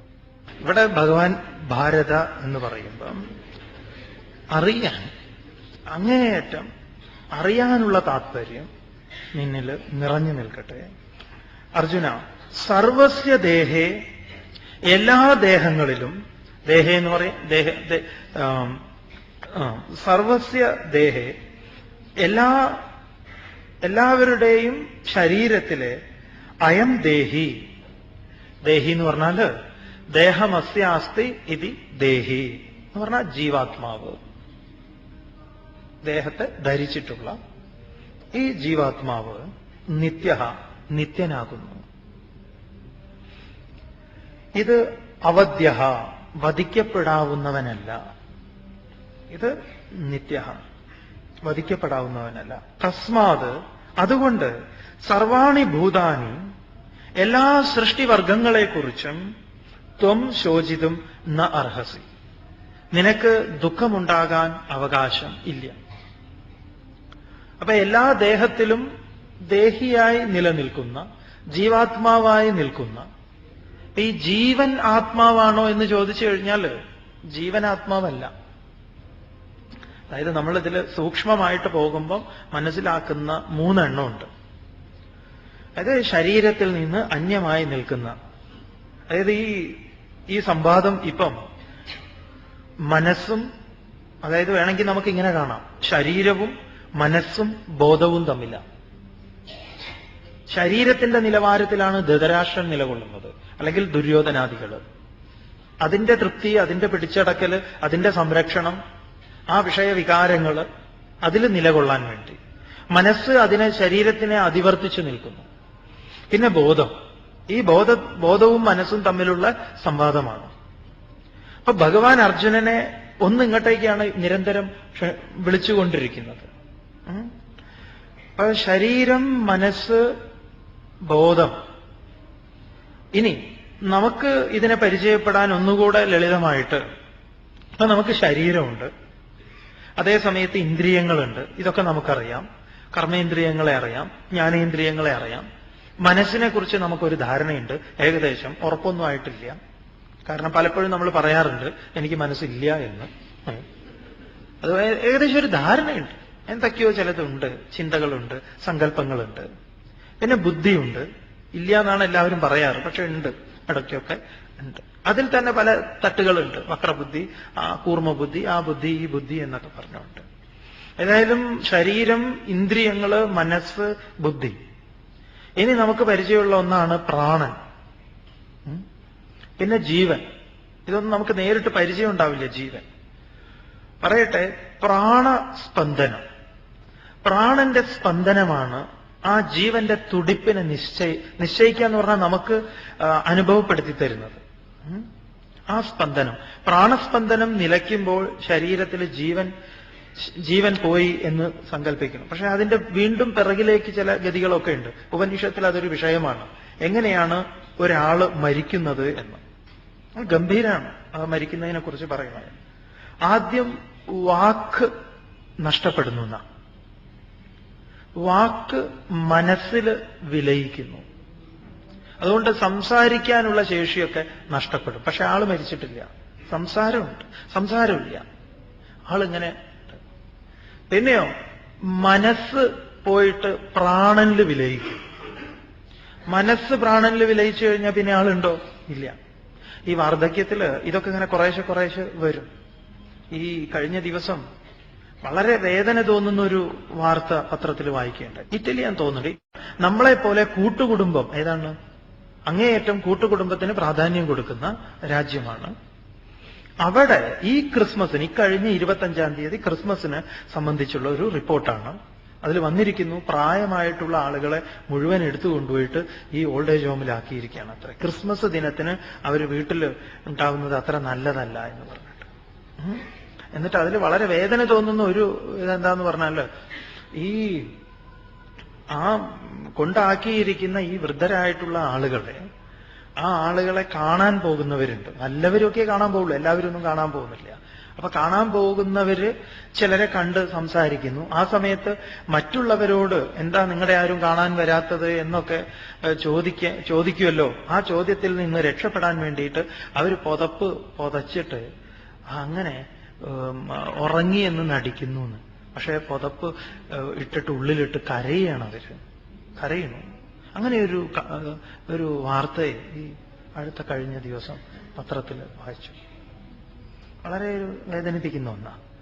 അപ്പം ഉപനിഷത്തിൽ പറയുന്നുണ്ട്, പ്രായമായ ഒരാളുടെ അടുത്തേക്ക് കുടുംബക്കാര് അവനോട് ചോദിക്കണു, ജാനാസിമാം എന്നെ പരിചയമുണ്ടോ എന്ന് ചോദിച്ച് ചെല്ലുമ്പം പറയുന്നു, എപ്പോഴാണോ അദ്ദേഹത്തിന്റെ വാക്ക് മനസ്സിൽ വിലയിക്കാത്തത് ആ സമയം അദ്ദേഹം പറയും എനിക്കറിയാം എന്നൊക്കെ. വാക്ക് മനസ്സിൽ വിലയിച്ചു കഴിഞ്ഞാൽ മനസ്സിലാവും ഇയാൾ ഇന്നാളാണെന്ന്. പിന്നെ മനസ്സിലാവുന്നതും നഷ്ടപ്പെടും. മനസ്സ് പോയി പ്രാണനിൽ വിലയിക്കും. പിന്നെ പ്രാണൻ മാത്രം ഉണ്ടാവും, ജീവൻ ഉണ്ടാവും. ആ പ്രാണൻ പോയി ബോധത്തിൽ വിലയിക്കും. ബോധം പോയിട്ട് പരമാത്മാ ആ ശക്തിവിശേഷത്തിൽ വിലയിക്കും. ഈ വിലയനം വളരെ ഭംഗിയായിട്ട് ഉപനിഷത്തിൽ പറയുന്നുണ്ട്. ഘട്ടം അതിന്റെ പടിപടിയായിട്ട് ഇതങ്ങോട്ട് പിറകിലേക്ക് പോകുന്നത്. വാക്ക്, മനസ്സ്, പ്രാണൻ, ബോധം, ആത്മാ. അപ്പൊ ശക്തിസ്പന്ദനം പ്രാണസ്പന്ദനത്തിന്റെയും പിറകിൽ. പ്രാണസ്പന്ദനത്തെയാണ് നാം ജീവൻ എന്ന് പറയുന്നത്. അതിന്റെയും പിറകിലാണ് ബോധം എന്ന് പറയുക. അത് ജീവനല്ല, ബോധം. അതിലാണിതെല്ലാം പ്രതിഷ്ഠിതമായിരിക്കുന്നത്. അപ്പൊ ദേഹി സർവസ്യ ദേഹേ അയം ദേഹി നിത്യഃ അവദ്യഃ. ഇത് എല്ലാ ശരീരങ്ങളിലും മനസ്സിലാക്കിക്കൊള്ളുക. അനേക കുടങ്ങൾ എടുത്തു കഴിഞ്ഞാൽ ആ കുടത്തിനകത്തുള്ള ആകാശങ്ങളൊക്കെ ഈ കുടത്തിന്റെ അഭാവത്തില് ഈ കുടത്തിനൊരു നാശം ഉണ്ടാവും. അതിനെ പ്രധ്വംസാഭാവം എന്ന് പറയും. കുടം ഉടയ്ക്കുമ്പോൾ ഉണ്ടാവുന്ന ഇല്ലായ്മ, അങ്ങനെയൊന്നും ഇല്ല എന്നാണ്. കാരണം അത് നിത്യനാണ് ആ ആകാശം. അതുകൊണ്ട് കുടത്തിന്റെ ഉടയില് ഇതെന്തുണ്ടാകുന്നില്ല, ഈ ആത്മാവിന് നാശമുണ്ടാകുന്നില്ല എന്ന് ഭഗവാൻ വേറൊരു പ്രകാരത്തിൽ പറയുന്നു. നിത്യഃ അവദ്യഃ, നിത്യം വധിക്കപ്പെടുന്നവനല്ല. തസ്മാത്, അതുകൊണ്ട് സർവാണി ഭൂതാനി, എല്ലാ ഭൂതങ്ങളെ കുറിച്ചും, സർവാണി ഭൂതാനി പ്രതി ത്വം ശോചിതും ന അർഹസി, നീ ദുഃഖിക്കാൻ, അവകാശപ്പെടാൻ, നിനക്ക് ദുഃഖത്തിന് അവകാശം ഇല്ല എന്ന് പറയും. അപ്പൊ നീ എന്തു വേണം? നമ്മളോട് പറയാണ്, ശരീരത്തിൽ നിന്ന് വിട്ട്, മനസ്സിൽ നിന്ന് വിട്ട് ആ ബോധത്തിലേക്ക് വന്നു കഴിഞ്ഞാലോ ആ ബോധത്തിന് ഈ പറഞ്ഞ ജനിമൃതികളോ വൃദ്ധിക്ഷയങ്ങളോ ഒന്നുമില്ല എന്ന് പറയാം. ആ ബോധത്തില് അബോധപൂർവം നാം പ്രവേശിക്കുന്നതിനെയാണ് നിദ്ര എന്ന് പറയുന്നത്. ആ നിദ്രയെ അറിവോടുകൂടിയിട്ട് ജാഗ്രതാവസ്ഥയിൽ പ്രാപിക്കുന്നതിനെയാണ് സമാധി എന്ന് പറയുന്നത്. അതാണ് കൃഷ്ണൻ. അതിനെ പ്രതിനിധാനം ചെയ്യുന്നു. അങ്ങനെ ഒരാൾക്ക് യുദ്ധത്തിൽ പ്രവേശിക്കാൻ വിഷമമില്ല. തികഞ്ഞ അജ്ഞാനത്തിൽ നിൽക്കുന്ന ഒരാൾക്കും യുദ്ധത്തിലേക്ക് പ്രവേശിക്കാൻ വിഷമമില്ല. നടുക്ക് നിൽക്കുന്ന ആൾക്കാണ് പ്രശ്നം. നടുക്ക് നിൽക്കുന്ന ആൾക്ക് ഇങ്ങോട്ട് വന്നേ മതിയാവും. ഇങ്ങോട്ട് വന്ന് ഇതിൽ പോയി കഴിഞ്ഞാലോ പ്രശ്നം തീർന്നു എന്ന് പറയാം. നോക്കാം. അതിനെയാണ് ഭഗവാൻ അടുത്തതായിട്ട് പറയുന്നത്. സ്വധർമ്മമപി ചാവേക്ഷ്യ ന വികമ്പിതുമർഹസി ധർമ്യാധിയുദ്ധാത് ശ്രേയോന്യത് ക്ഷത്രിയസ്യ ന വിദ്യതേ. ഭഗവാൻ അർജുനന്റെ ധർമ്മത്തെ ഓർമ്മപ്പെടുത്തുകയാണ്. സ്വധർമ്മമപിച്ച അവേക്ഷ്യ ന വികമ്പിതും ത്വം അർഹസി ധർമ്യാദിയുദ്ധാത് ശ്രേയ അന്യത് ക്ഷത്രിയസ്യ ന വിദ്യതേ. ക്ഷാത്രധർമ്മം നിറഞ്ഞു നിൽക്കുന്ന ഒരു ക്ഷത്രിയനായ നിന്നെ സംബന്ധിച്ച് സ്വധർമ്മത്തെ, ഓരോരുത്തർക്കും ഓരോ ധർമ്മമുണ്ട്. ധർമ്മത്തിന് ഒരുപാട് അർത്ഥതലങ്ങളുണ്ട്. അമ്മ ധർമ്മം തരണേ എന്ന് പറഞ്ഞാൽ എന്താണ്? വല്ലതും ദാനമായിട്ട് തരണേ എന്നാണ്. ഇതെന്റെ ധർമ്മമാണ് എന്ന് പറഞ്ഞാൽ എന്റെ സ്വകർമ്മം, എന്റെ ഒഴിച്ചുകൂടാൻ പാടില്ലാത്ത പ്രവൃത്തിയെ ധർമ്മമായി പറയും. സത്യം പറയണം, സത്യം വദ എന്നത് ധർമ്മമാണ്. ചുരുക്കി പറഞ്ഞാൽ വിശിഷ്ട മൂല്യങ്ങളെല്ലാം ധർമ്മത്തിന്റെ പട്ടികയിൽ പെടും. എല്ലാ വിശിഷ്ട മൂല്യങ്ങളെയും ധർമ്മത്തിന്റെ പട്ടികയിൽ പെടുത്താം. അപ്പോ സ്വധർമ്മം എന്ന് പറഞ്ഞാൽ സ്വമ്മിനെ അറിയൽ ഒരു ധർമ്മമാണ്, സ്വധർമ്മമാണ്. ഞാൻ ആരെന്നറിയുക. അപ്പൊ ധാരയതീതി ധർമ്മ എന്ന് നമ്മൾ ധർമ്മക്ഷേത്രേ കുരുക്ഷേത്രേ എന്ന് പറഞ്ഞ സമയത്ത് അറിയാൻ ശ്രമിച്ചതാണ്. അപ്പൊ ബ്രഹ്മമാണ് ഇതിനെയെല്ലാം ധരിച്ചിരിക്കുന്നത്. ആ ബ്രഹ്മത്തെ അറിയലാണ് എന്റെ ധർമ്മം. അത് ക്ഷത്രിയനാണെങ്കിലും ആരാണെങ്കിലും അത് ആ ജോലി ചെയ്തുകൊണ്ട് തന്നെ എനിക്ക് നേടാൻ സാധിക്കണം. അതാണ് നമ്മുടെ സംസ്കൃതിയിലെ ഒരു മഹനീയമായിട്ടുള്ള ഒരു കാര്യം. ഏത് ആളും ഏത് ജോലിയാണെങ്കിലും അത് ചെയ്തുകൊണ്ട് ഈ സത്യത്തിൽ വിരാജിക്കുക. അതുകൊണ്ടാണ് ഇറച്ചി വെട്ടുകാരന്റെ അടുത്തേക്കൊക്കെ തത്വോപദേശത്തിനായിട്ട് പണ്ട് ആളുകളെ പറഞ്ഞയച്ചത്. അത് ആരും ഇതിന് അധികാരികളാണ് എന്നുള്ളത്. അപ്പൊ സ്വധർമ്മത്തെ അപേക്ഷ അപിച്ച ആലോചിച്ചാലും നോക്കിയിട്ടാണെങ്കിലും നോക്കിയാൽ പോലും വികമ്പിതും എന്ന് പറഞ്ഞാൽ ഇളകാൻ, വിശേഷേണ കമ്പതേ ഇത് കമ്പനം, ഇളക്കം. ഇങ്ങനെ ഇളകാൻ ന അർഹസി, നീ അവകാശപ്പെടുന്നില്ല. നിന്നിൽ ഈ ചാഞ്ചല്യം വരാൻ പാടില്ലാത്തതാണ് സ്വധർമ്മത്തെ മുൻനിർത്തി നോക്കിയാൽ. കാരണം നിന്നെ നിർമ്മിച്ചതേ ഈ യുദ്ധത്തിനായിട്ടാണ് എന്ന് പറയാം. നമ്മോട് പറയാണ്, നാം ഈ വികാര വിചാരങ്ങളെ അപ്പുറത്തേക്ക് നമുക്ക് മാത്രമേ യുദ്ധം ചെയ്യേണ്ടതുള്ളൂ. മൃഗങ്ങൾക്ക് യുദ്ധത്തിന്റെ ആവശ്യമില്ല.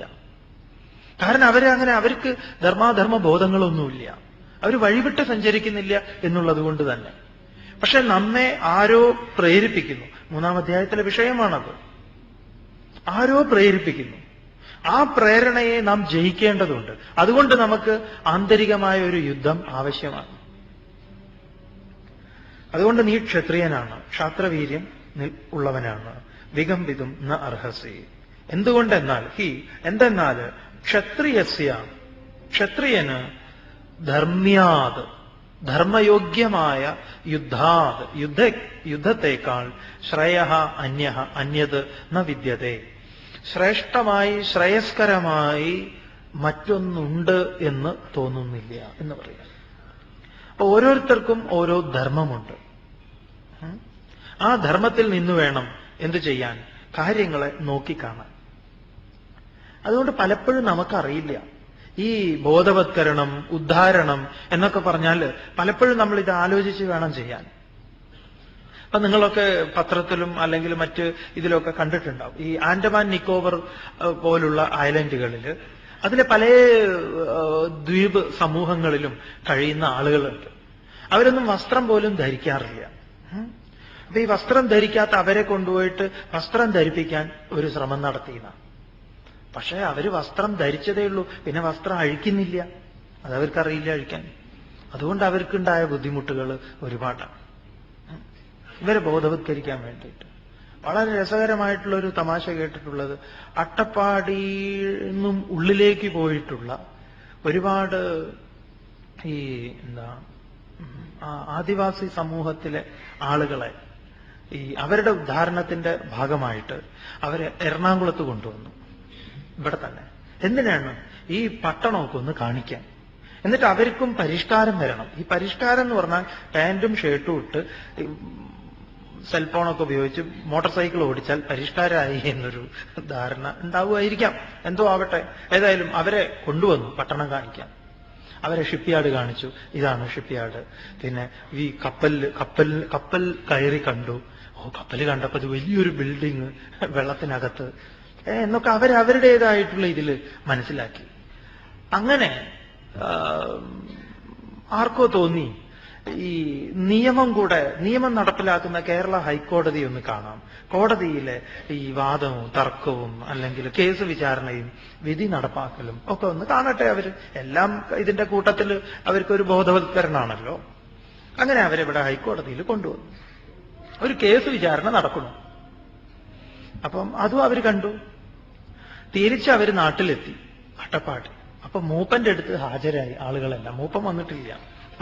മൂപ്പനോ ചോദിച്ചു എങ്ങനെ ഉണ്ടായിരുന്നു എന്ന്. അപ്പൊ മൂപ്പനോട് ഇങ്ങനെ ഓരോ കാഴ്ചകളെ കുറിച്ച് പറഞ്ഞു. മൂപ്പ അങ്ങ് വലിയ കെട്ടിടമൊക്കെ വെള്ളത്തിന്റെ അടിയിൽ അങ്ങനെ താത്തി വെച്ചിരിക്കുന്നത് ഞങ്ങൾ കണ്ടു എന്നൊക്കെ പറഞ്ഞു. പക്ഷെ രസകരമായിട്ട് ഒരാൾ പറഞ്ഞു, മൂപ്പ ഇനി ഞാൻ നാട്ടിൽ ഇവിടെ പട്ടണത്തിലേക്ക് പോകണമെന്നില്ല എന്ന് പറഞ്ഞു. എന്താ കാര്യം? അപ്പം ഇവിടെ ഒരാളെ അവര് 2 പേര് ശണ്ട കൂടണം. ഇവിടെ കോടതിയിലെ കാര്യം പറയാം. 2 കറുത്ത കോട്ടിട്ട ആളുകൾ ശണ്ട കൂടണം. ഒരു പാവത്തിനെ കൂട്ടിനകത്ത് ഇങ്ങനെ വെച്ചിരിക്കുന്നത്. അവര് 2 പേരും ശണ്ട കൂടിയിട്ട് ഒന്നും പറയാത്ത ഇവനാണ് കുറ്റക്കാരെന്ന് മറ്റേയാള് വിധിച്ചു. എന്ത് മൂപ്പ ഇത് എന്ന്. ഇനിമേൽ ഞങ്ങൾ അങ്ങോട്ടില്ല. അയാളെ സംബന്ധിച്ച് ഈ ബഹളമുണ്ടാക്കിയവരാണ് അല്ലേ ആ ധർമ്മം, അവന്റെ ധർമ്മം അതാണ്. അപ്പൊ സ്വധർമ്മം എന്ന് പറയുമ്പം നമുക്കൊക്കെ ഓരോ ധർമ്മമുണ്ട്. അന്യന്റെ ധർമ്മം ഭയാവഹം എന്ന് ഭഗവാൻ പറയാൻ പോകുന്നുണ്ട്. അപ്പൊ ഇതിനെ ഒരു ക്ഷത്രിയൻ എന്ന നിലയ്ക്ക്, ഒരു യോദ്ധാവ് എന്ന നിലയ്ക്ക്, ഇനി നമുക്കൊരു മിലിറ്ററി ഉദ്യോഗസ്ഥൻ എന്ന നിലയ്ക്ക്, ഇനി ഒരു കർമ്മം ചെയ്യുന്ന ഒരാൾ എന്ന നിലയ്ക്ക് നോക്കുകയാണെങ്കിൽ അദ്ദേഹത്തിന്റെ സ്വധർമ്മമാണത്. സ്വധർമ്മം എന്ന നിലയ്ക്ക് അതിർത്തിയിലേക്ക് ആരെങ്കിലും കയറി വരുന്നുണ്ടെങ്കിൽ, സ്വരാജ്യത്തിലെ ജനങ്ങളെ നശിപ്പിക്കാനോ മറ്റ് പ്രകാരത്തിലുള്ള വിധ്വംസ പ്രവർത്തനങ്ങൾക്കാണ് ഒരുവൻ വരുന്നതെങ്കിൽ അതിനെ ഇല്ലായ്മ ചെയ്യേണ്ടത് ധർമ്മത്തിന്റെ നിലയ്ക്കാണ്. അതേസമയത്ത് തന്റെ വീട്ടിൽ ഒരു ഗേറ്റ് ഒരു ആള് അതിൽ ചാടി വരുന്ന കള്ളനെ ഇതുപോലെ അതിർത്തിയിൽ ഷൂട്ട് ചെയ്യുന്നത് പോലെ ഷൂട്ട് ചെയ്യാൻ പാടില്ല. നിയമം അനുവദിക്കുന്നില്ല. അപ്പൊ സ്വധർമ്മത്തെ നോക്കിയാണെങ്കിലും സ്വധർമ്മം അപേക്ഷ അപിച്ച് വികമ്പിതും ന അർഹസി. എന്തുകൊണ്ടെന്നാൽ ക്ഷത്രിയൻ ധർമ്മയുദ്ധത്തിന് വിധിക്കപ്പെട്ടവനാണ്. അവന് ഇതിനേക്കാൾ ശ്രേയസ്കരമായി മറ്റൊന്നും ഇല്ല. അപ്പൊ ഇവിടെ ധർമ്മത്തെയും കർമ്മത്തെയും, ഈ ധർമ്മവും സത്യവും എന്ന് വേണമെങ്കിൽ പറയാം കർമ്മത്തിന്റെ, ഈ രണ്ടുമാണ് നഷ്ടപ്പെട്ടത് ധൃതരാഷ്ട്രനിൽ എന്ന് പറയാം. അതാണ് 2 കണ്ണുകളായിട്ട് വേറൊരു ആചാര്യൻ വ്യാഖ്യാനിക്കുന്നുണ്ട്. ഈ 2ന്റെ നഷ്ടമാണ് കണ്ണിന്റെ നഷ്ടം എന്ന് പറയാം. ധർമ്മവും സത്യവും, അല്ലെങ്കിൽ ആ കർമ്മവും, ധർമാധിഷ്ഠിതമായ കർമ്മം. അതുകൊണ്ട് ഭഗവാൻ അടുത്ത ശ്ലോകത്തിൽ ഈ സാധ്യത, ഈ ഒരു അവസരത്തെ ഉപയോഗിക്കാനും ആ അവസരത്തെ ഉപയോഗിക്കുന്നതിലൂടെ നിനക്ക് വന്നു ചേരുന്നത് എന്താണ് എന്ന് ഭഗവാൻ പറയും. യദൃച്ഛയാ ചോപപന്നം സ്വർഗദ്വാരമപാവൃതം സുഖിന ക്ഷത്രിയാ പാർത്ഥ ലഭന്തെ യുദ്ധമീദൃശം. വളരെ നല്ല ഒരു ശ്ലോകമാണ്, മനസ്സിലാക്കാൻ ശ്രമിക്കുക. യദൃച്ഛയാച്ച ഉപപന്നം സ്വർഗദ്വാരം അപാവൃതം സുഖിന ക്ഷത്രിയാഹ ഹേ പാർത്ഥ ലഭന്തേ യുദ്ധം ഈദൃശം. ഹേ പാർത്ഥ, അല്ലയോ അർജുന, യദൃച്ഛയ ഉപപന്നം. യദൃച്ഛയ എന്ന് പറഞ്ഞാൽ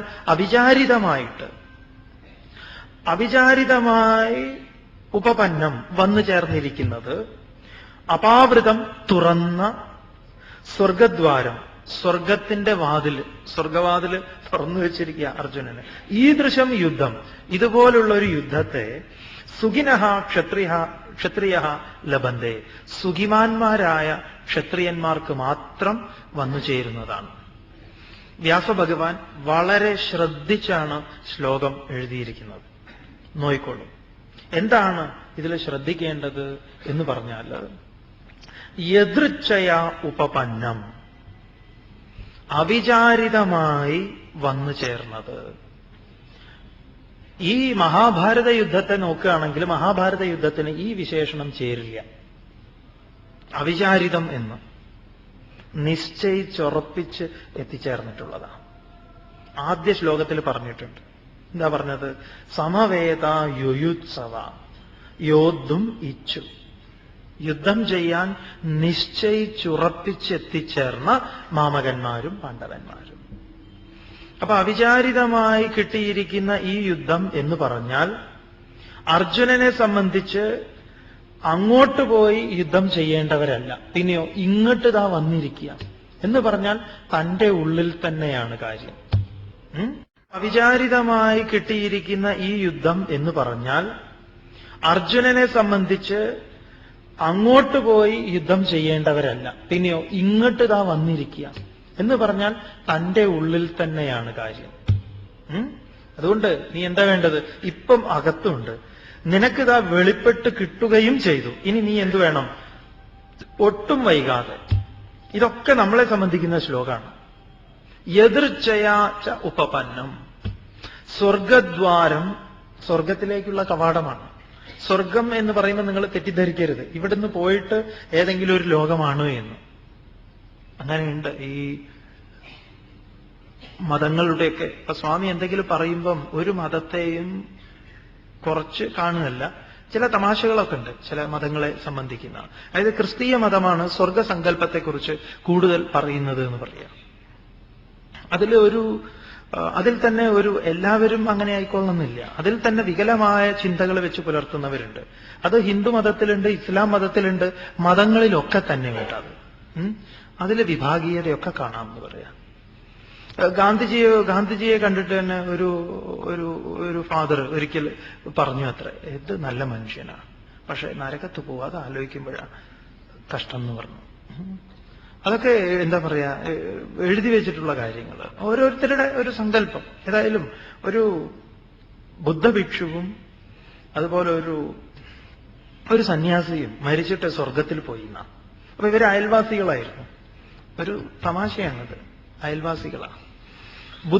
ബുദ്ധഭിക്ഷുവാണ് ആദ്യം മരിച്ചിട്ട് അവിടെ എത്തിയത്, ഇയാള് രണ്ടാമത് പോയതാ. അപ്പൊ ഈ ബുദ്ധഭിക്ഷു ഈ സന്യാസിയെ സ്വർഗമൊക്കെ കൊണ്ടുപോയി കാണിച്ചു കൊടുത്തു. കാരണം ഇയാൾ ആദ്യം എത്തിയത് കൊണ്ട് അയാൾക്ക് നല്ല പരിചയം ഉണ്ടായിരുന്നു. അയാൾ അവിടെയൊക്കെ കാണിച്ചു കൊടുത്തു. അങ്ങനെ ഒരു സ്ഥലത്ത് അവര് ഈ ബുദ്ധഭിക്ഷു അദ്ദേഹത്തിനോട് പറഞ്ഞു, ശബ്ദം ഉണ്ടാക്കരുതെന്ന്. വളരെ പതുക്കെ നടന്നു പോന്നോളാൻ പറഞ്ഞു. ഒരു വലിയൊരു ഒരു മെഡിറ്റേഷൻ ഹാളാണ്. അപ്പൊ അതിനകത്ത് കൂടെ അവരങ്ങനെ പതുക്കെ ശബ്ദമൊന്നും ഉണ്ടാക്കാതെ അവരിങ്ങോട്ട് കടന്നു പോന്നു.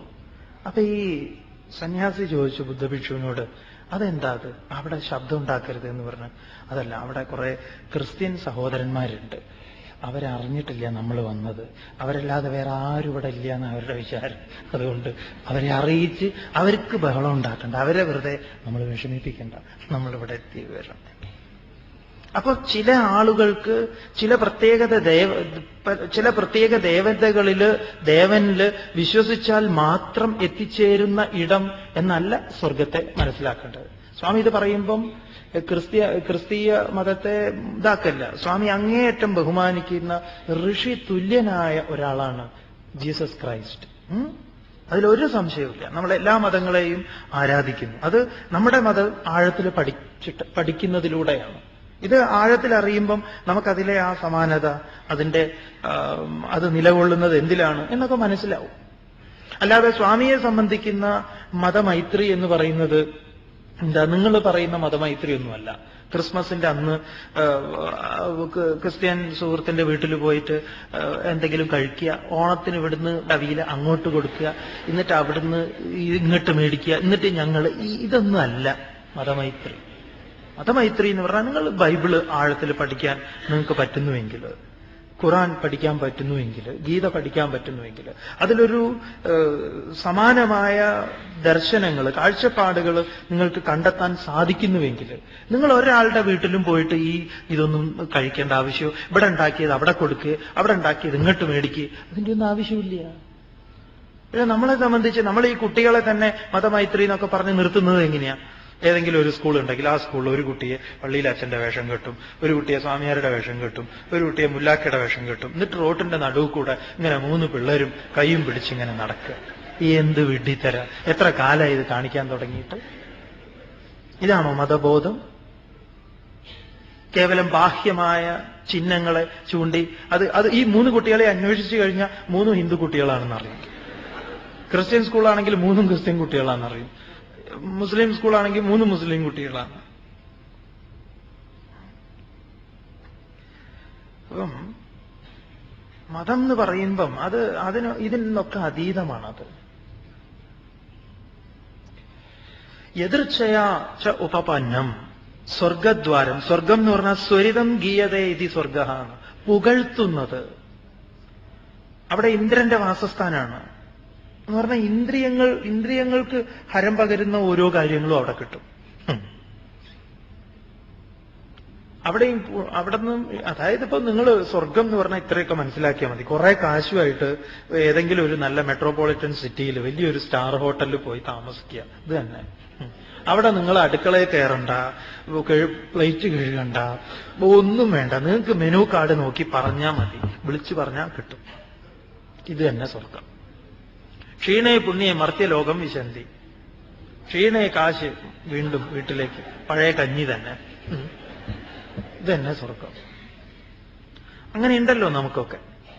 ഒരു സമയം നാം വളരെ സുഖിമാന്മാരായി കഴിഞ്ഞു, ഒരു സമയം നമ്മൾ ഇതാ വീണു. അന്ന് എന്തായിരുന്നു അല്ലേ? ഇപ്പൊ അതൊക്കെ പോയി. സ്വർഗത്തിനധികം പ്രാധാന്യം നമ്മുടെ ഇതിൽ കൊടുക്കുന്നില്ല. ഏതായാലും ക്ഷത്രിയൻ എന്ന നിലയിൽ പറയണു ഭഗവാൻ, എതിർച്ചയാ ഉപപന്നം, അവിചാരിതമായി വന്നു ചേർന്നിരിക്കുന്നതും, അപാവൃതം സ്വർഗദ്വാരം, സ്വർഗത്തിലേക്കുള്ള ദ്വാരം എന്നാ പറഞ്ഞത്, ഒരു കവാടം.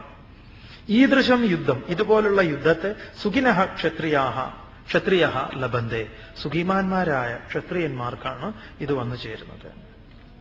അപ്പൊ സുഖാനുഭവങ്ങള് സുഗമമാകണം എങ്കിൽ കാമാദികളെ ജയിക്കേണ്ടതുണ്ട്. ഈ കാമാദികളെ അങ്ങോട്ട് പോയി ജയിക്കുന്നതിന് പകരം ഇതാ അവരിങ്ങോട്ട് വന്നിരിക്കുന്നു എന്ന് പറഞ്ഞാൽ നമ്മുടെ ഉള്ളിൽ തന്നെയാണ്. ഇപ്പൊ ഈ യജ്ഞശാലയിലിരുന്ന് നമുക്ക് കണ്ടെത്താൻ സാധിക്കും എവിടെയാണ് യുദ്ധം ആവശ്യം. നമ്മൾ ഏതിനെയാണ് ഇല്ലാതാക്കേണ്ടത്? അതിനെ നമുക്ക് ഇല്ലാതെയാക്കാൻ സാധിച്ചാലോ നമ്മൾ ഇതിൽ വിജയിച്ചു, ബാഹ്യമായ യുദ്ധത്തിൽ വിജയിച്ചു. ബാഹ്യമായിട്ട് പിന്നെ യുദ്ധം ഉണ്ടാവില്ല. അതുകൊണ്ട് ഭഗവാൻ പറയുന്നു, ഈ സാങ്ക്യം എന്ന് പറയുന്ന ശാസ്ത്രത്തെ ഭഗവാൻ ഇവിടെ സംഗ്രഹിക്കാൻ പോവുക വരുന്ന കുറച്ച് ശ്ലോകങ്ങളെ കൊണ്ട്. അഥ ചേത്വമിമം ധർമ്മ്യം സംഗ്രാമം ന കരിഷ്യസി തത സ്വധർമ്മം കീർത്തിം ച ഹിത്വാ പാപമവാപ്സ്യസി. അധചേത്വമിമം ധർമ്മ്യം സംഗ്രാമം ന കരിഷ്യസി തത സ്വധർമ്മം കീർത്തിം ച ഹിത്വാ പാപം അവാപ്സ്യസി. ഇനി നീ യുദ്ധത്തിന് ഒരുങ്ങിയതിന് ശേഷം ധർമ്മ്യം ഇമം സംഗ്രാമം, ധർമ്മയോഗ്യമായ ഈ യുദ്ധത്തെ ത്വം ന കരിഷ്യസി ചേത്, നീ ചെയ്യുന്നില്ല എങ്കിൽ, തതഃ അങ്ങനെ ചെയ്യാത്തത് നിമിത്തം അനന്തരം സ്വധർമ്മം കീർത്തിം ച, സ്വധർമ്മവും കീർത്തിയും ഹിത്വ ഉപേക്ഷിച്ചിട്ട് പാപം അവാപ്സ്യസി, നീ പാപത്തെ പ്രാപിക്കും. അപ്പൊ ഭഗവാൻ ഇവിടെ പറയുന്നത് അർജുനനിൽ ഉണ്ടായിട്ടുള്ള സ്വജനം എന്നുള്ളതൊന്ന് മാറിക്കിട്ടണം. അതിനു വേണ്ടിയിട്ടാണ് ഭഗവാൻ ഇങ്ങനെ പറയുന്നത് എന്ന് പറയാം. നമുക്കിത് മുൻപിലേക്ക് വരുമ്പോഴാണ് മനസ്സിലാവുക. ഇപ്പം യുദ്ധം ചെയ്യാൻ പറഞ്ഞിട്ടുണ്ട്, ഇനി എവിടെയാണ് നിന്റെ ശത്രു ഇരിക്കുന്നു എന്നൊക്കെ നന്നായി തൊട്ട് കാണിച്ചു കൊടുക്കുന്നുണ്ട്. അതുകൊണ്ട് ധർമ്മം എന്ന് ഭഗവാൻ പറയുമ്പം അത് ആത്മീയമായ ഉത്കർഷണത്തിനുള്ളതാ, ഉന്നമനത്തിനുള്ളതാ. ആത്മീയ ഉത്കർഷത്തിന് ഉതകുന്നതിനെയാണ് ധർമ്മം എന്ന് പറയാ. ധർമ്മ്യയുദ്ധം, ധർമ്മത്തെ സാക്ഷാത്കരിക്കുന്ന യുദ്ധം. താൻ നിരായുധനായിട്ടാണ് വന്നു നിൽക്കുന്നത് തന്നെ. ക്ഷത്രിയനായിട്ടുള്ള നിനക്ക് ഇത് പറഞ്ഞാലേ മനസ്സിലാവുള്ളൂ എന്നുള്ളത് കൊണ്ട് തന്നെയാണ് ഭഗവാൻ ഈ പ്രകാരത്തിൽ പറയുന്നത്. തുടർന്ന് അകീർത്തിം ചാപി ഭൂതാനി കഥയിഷ്യന്തി തേ വയാം സംഭാവിതസ്യ ചാകീർത്തിഃ മരണാദതിരിച്യതേ. ശ്രദ്ധിച്ച് മനസ്സിലായിക്കോളൂ. കഴിഞ്ഞ ശ്ലോകത്തെ ഈ ശ്ലോകം കൊണ്ട് വേണം മനസ്സിലാക്കാൻ. അതായത് ഭഗവാൻ പറഞ്ഞു, ഭഗവാൻ എന്ന് പറയുന്ന ബോധസ്വരൂപൻ, പരമാത്മാവ്, നമ്മുടെയൊക്കെ ഉള്ളില് അന്തര്യാമിയായി നിലകൊള്ളുന്ന ആ ശക്തിവിശേഷം, അതിന് നമ്മളെ നന്നായി അറിയാം. നമ്മളോട് സംസാരിക്കാനുള്ള ഭാഷയും അതിനുണ്ട്. ഏകാഗ്രമായി കഴിഞ്ഞാൽ നമ്മളുമായിട്ട് നന്നായിട്ട് സംസാരിക്കും. അത് മനസ്സിനെ ഉപദേശിക്കാം എന്ന് കരുതിയാൽ മതി. അപ്പം നമുക്ക് നമ്മളോട് സംസാരിക്കാൻ നമ്മെ സജ്ജമാക്കുന്ന, സഹായിക്കുന്ന ഒരു ഗ്രന്ഥമാണ് ഗീത. അതിനു വേണ്ടി നാം വന്നിരിക്കുന്നതിനെ സത്സംഗം എന്ന് പറയും. സത്സംഗമാണ് ഇവിടെ നടന്നുകൊണ്ടിരിക്കുന്നത്. അപ്പൊ ഇവിടെ ഭഗവാൻ പറയുന്നത് എന്താണ്? നീ എതിർക്കാതെ പിന്മാറിയാൽ എന്താ സംഭവിക്കുക? കാമാദികൾ കീഴടക്കും. കാമാദികളാണ് ദുര്യോധനാദികൾ. ആരെയാണ് കീഴടക്കുന്നത്? നിന്റെ ശരീരത്തെയാണ് കീഴടക്കുന്നത്. അപ്പൊ ഭഗവാൻ യുദ്ധം എന്ന് പറയുമ്പം നമ്മൾ വിചാരിക്കരുത് പുറത്തേക്കൊരു യുദ്ധത്തിലേക്ക് ചാടാനാണെന്ന്. അർജുനൻ ഇത് ചെയ്തില്ല എങ്കിൽ അർജുനൻ ദുര്യോധനെ പോലെ ചെയ്യും. അതുകൊണ്ട് അർജുന, നീ എതിർക്കാതെ നീ പിന്മാറുകയാണ് എങ്കിൽ കാമാദികള് നിന്റെ ശരീരത്തെ കീഴടക്കും. മാത്രമല്ല അത് ഹേതുവായി അത് അധർമ്മത്തിന് വഴിയായിത്തീരും. അധർമ്മം വന്നു കഴിഞ്ഞാലോ പിന്നെ അതിന്റെ ഫലം പാപമാണ്, തെറ്റിദ്ധാരണയാണ്. തെറ്റിദ്ധാരണയിൽ നിന്ന് നീ പല കർമ്മങ്ങളും ചെയ്യും. ഇതാണ് ശരിയെന്ന് കരുതിയിട്ട് നമ്മൾ ചെയ്യുന്നത് പലപ്പോഴും അങ്ങനെയാണ്. നമ്മുടെ ദാനം തന്നെ എത്ര നിഷിദ്ധമായിട്ടുള്ള പാത്രങ്ങളിലാണ് നാം ദാനം ചെയ്യുന്നത്. ദാനത്തിന്റെ മഹത്വത്തെക്കുറിച്ചൊക്കെ ഭഗവാൻ പറയാൻ പോകുന്നുണ്ട്. അപ്പോഴാണ് നമ്മൾ ഇതുവരെ ചെയ്തു വന്നതൊക്കെ അബദ്ധമാണെന്ന് മനസ്സിലാവുക. നിങ്ങൾക്കറിയോന്നറിയില്ല, ശബരിമലയിലൊക്കെ ഭിക്ഷക്കാരെ കൊണ്ടുവരുന്നത് കോൺട്രാക്ടർമാരാണ് അത്രേ. വലിയ ലോറിയിലൊക്കെ തമിഴ്നാട്ടിൽ നിന്ന് ആദ്യം തന്നെ അവരിങ്ങോട്ട് കൊണ്ടുവരും. തമിഴ്നാട്ടിൽ നിന്ന് പലയിടത്തുനിന്നും. അത് ഓരോരുത്തർക്ക് ദിവസക്കൂലിയാണ് ഇത്രയെന്ന്. അവരൊരു സ്ഥലം നിശ്ചയിച്ചു കൊടുത്തിട്ടുണ്ട്, അവിടെ നിന്നാ മതി. ബോംബെയിൽ ഒരു സ്ഥലത്ത് പ്രത്യേക സ്ഥലം, എന്താ, മരുമകന് സ്ത്രീധനമായിട്ട് കൊടുത്തത് ആ സ്ഥലമാണ് അത്രേ. ഇത് ഭിക്ഷക്കാരുടെ ഇടയിൽ സ്ത്രീധനം. ആ നിൽക്കുന്ന ഒരു പ്രത്യേക പോയിന്റ് ഉണ്ട്, അമ്പലത്തിന്റെ ഒരു ഇത്. ഇതവിടെ അടി നടന്നു കഴിഞ്ഞപ്പം അവിടെയുള്ള അമ്പലത്തിന്റെ ആൾക്കാർ പറയാണ് ഇതങ്ങനെ അവര് കൊടുത്തതാണെന്ന്. അപ്പൊ ഈ സ്ഥലം കൊടുക്കാന്ന് പറഞ്ഞിട്ട് അയാളുടെ മകളെ കല്യാണം കഴിച്ചതാണ്. ഇത് അവിടെ ഉണ്ട് ഈ ദാദാഗിരി, അവരുടെ ഇടയിൽ എല്ലാം ഉണ്ട്. അപ്പൊ അവർക്കൊരു പ്രത്യേക സ്ഥലമുണ്ട്. ആ സ്ഥലത്ത് വേറെ ആരും വരാൻ പാടില്ല. അപ്പൊ ചിലര് പറയാറുണ്ട്, നമ്മൾ കേട്ടിട്ടുണ്ട്, സ്വാമി ഞാൻ ഈ അങ്ങനെ ഇങ്ങനെയും കൈ കാണിക്കുന്നവർക്കൊന്നും ഞാൻ കൊടുക്കില്ല കേട്ടോ. പിന്നെ ഈ ട്രെയിനിലൊക്കെ ഇങ്ങനെ അടിച്ചൊക്കെ വാരും, ഇങ്ങനെ അടിച്ചൊക്കെ വൃത്തിയാക്കി നമ്മുടെ ചെരുപ്പൊക്കെ എടുത്ത് ഇങ്ങനെ അടിച്ച് വൃത്തിയാക്കി വെക്കുന്നവർക്കൊക്കെ ഞാൻ 1 രൂപയോ 2 രൂപയൊക്കെ കൊടുക്കും. അതാ ഏറ്റവും വലിയ തെറ്റാത്. കാരണം ട്രെയിൻ വൃത്തികേടാക്കാതെ ഇരിക്കേണ്ടത് എന്റെ ചുമതലയാണ്. ഞാൻ ട്രെയിൻ വൃത്തികേടാക്കിയിട്ട് വേറൊരാളെ കൊണ്ട് ഇങ്ങനെ ഇത് തുടപ്പിച്ച് കാശ് കൊടുക്കുക എന്ന് പറയുമ്പോൾ ഞാൻ ചെയ്യുന്നത് തെറ്റ് തന്നെയാണ്. നിങ്ങൾക്ക് അങ്ങനെ എന്തെങ്കിലും നമ്മുടെ ഇതില് ഇന്ന് നമ്മളോട് ഒരാൾ ചോദിച്ചിരുന്നു, ഈ ഭിക്ഷ എടുക്കുന്നതിൽ സ്വാമിയുടെ അഭിപ്രായം എന്താണ്?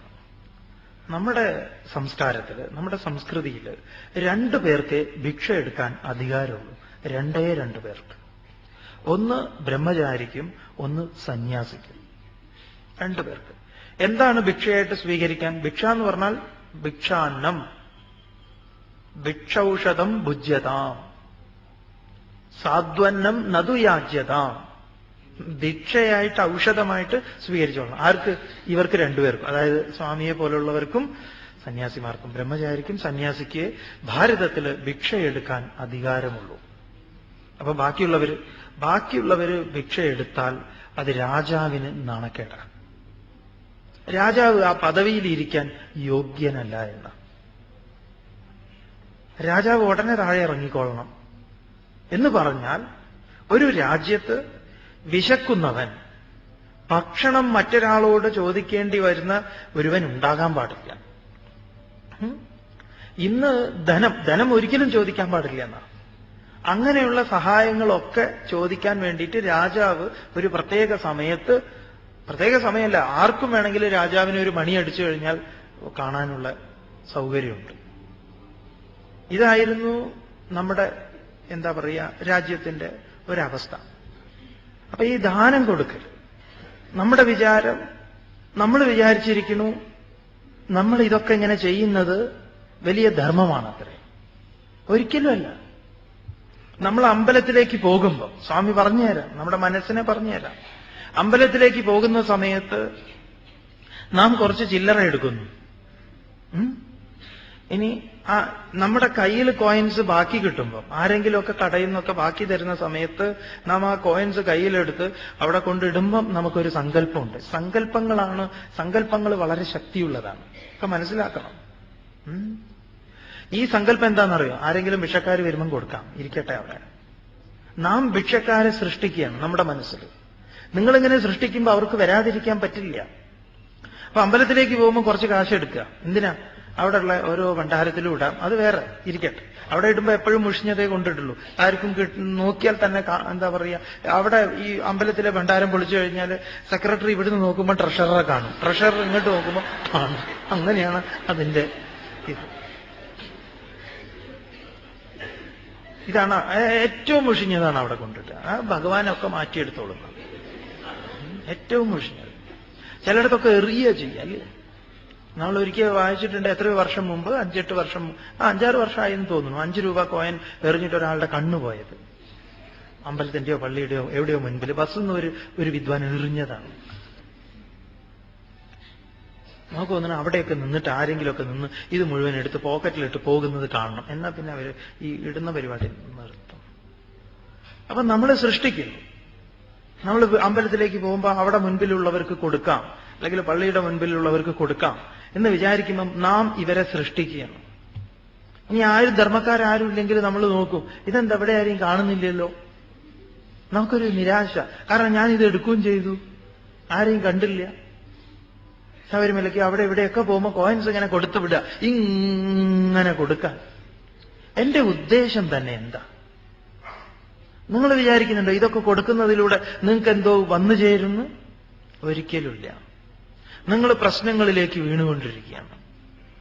നിങ്ങൾ ആർക്കെങ്കിലും ഒരു കുട്ടിയെ, ഒരു നന്നായിട്ട് വിദ്യാഭ്യാസം ചെയ്യാൻ സൗകര്യമില്ലാത്ത ഒരു കുട്ടിയെ നിങ്ങൾ പഠിപ്പിച്ച്, ഒന്നും വേണ്ട, അതിന് പുസ്തകം മേടിച്ചു കൊടുത്ത്, അതിന് വസ്ത്രവും മേടിച്ചു കൊടുത്ത്, അതിന് പഠിപ്പിക്കാനുള്ള ഒരു കുട്ടിയെ പഠിപ്പിച്ചാൽ മതി. ഒരു കുട്ടിയെ, ആർക്കെങ്കിലും ഒരാൾക്ക് ഒരു കണ്ണ് ഓപ്പറേഷന്, കാഴ്ചയ്ക്ക് കിട്ടാനുള്ള എന്തെങ്കിലും ഒരു സൗകര്യം ഉണ്ടെങ്കിൽ അതൊന്നും ഒരുക്കി കൊടുത്താൽ, ഈ പറഞ്ഞ ഇങ്ങനെ ഈ കോൺട്രാക്ടർമാര് ഇങ്ങനെ കൊണ്ട് തള്ളുന്ന അതിലൊന്നും കൊണ്ടുപോയി കൊടുക്കാൻ പാടില്ല. അല്ലെങ്കിൽ അങ്ങനെയുള്ള ഓർഫനേജുകളിൽ കൊണ്ട് കൊടുക്കുക.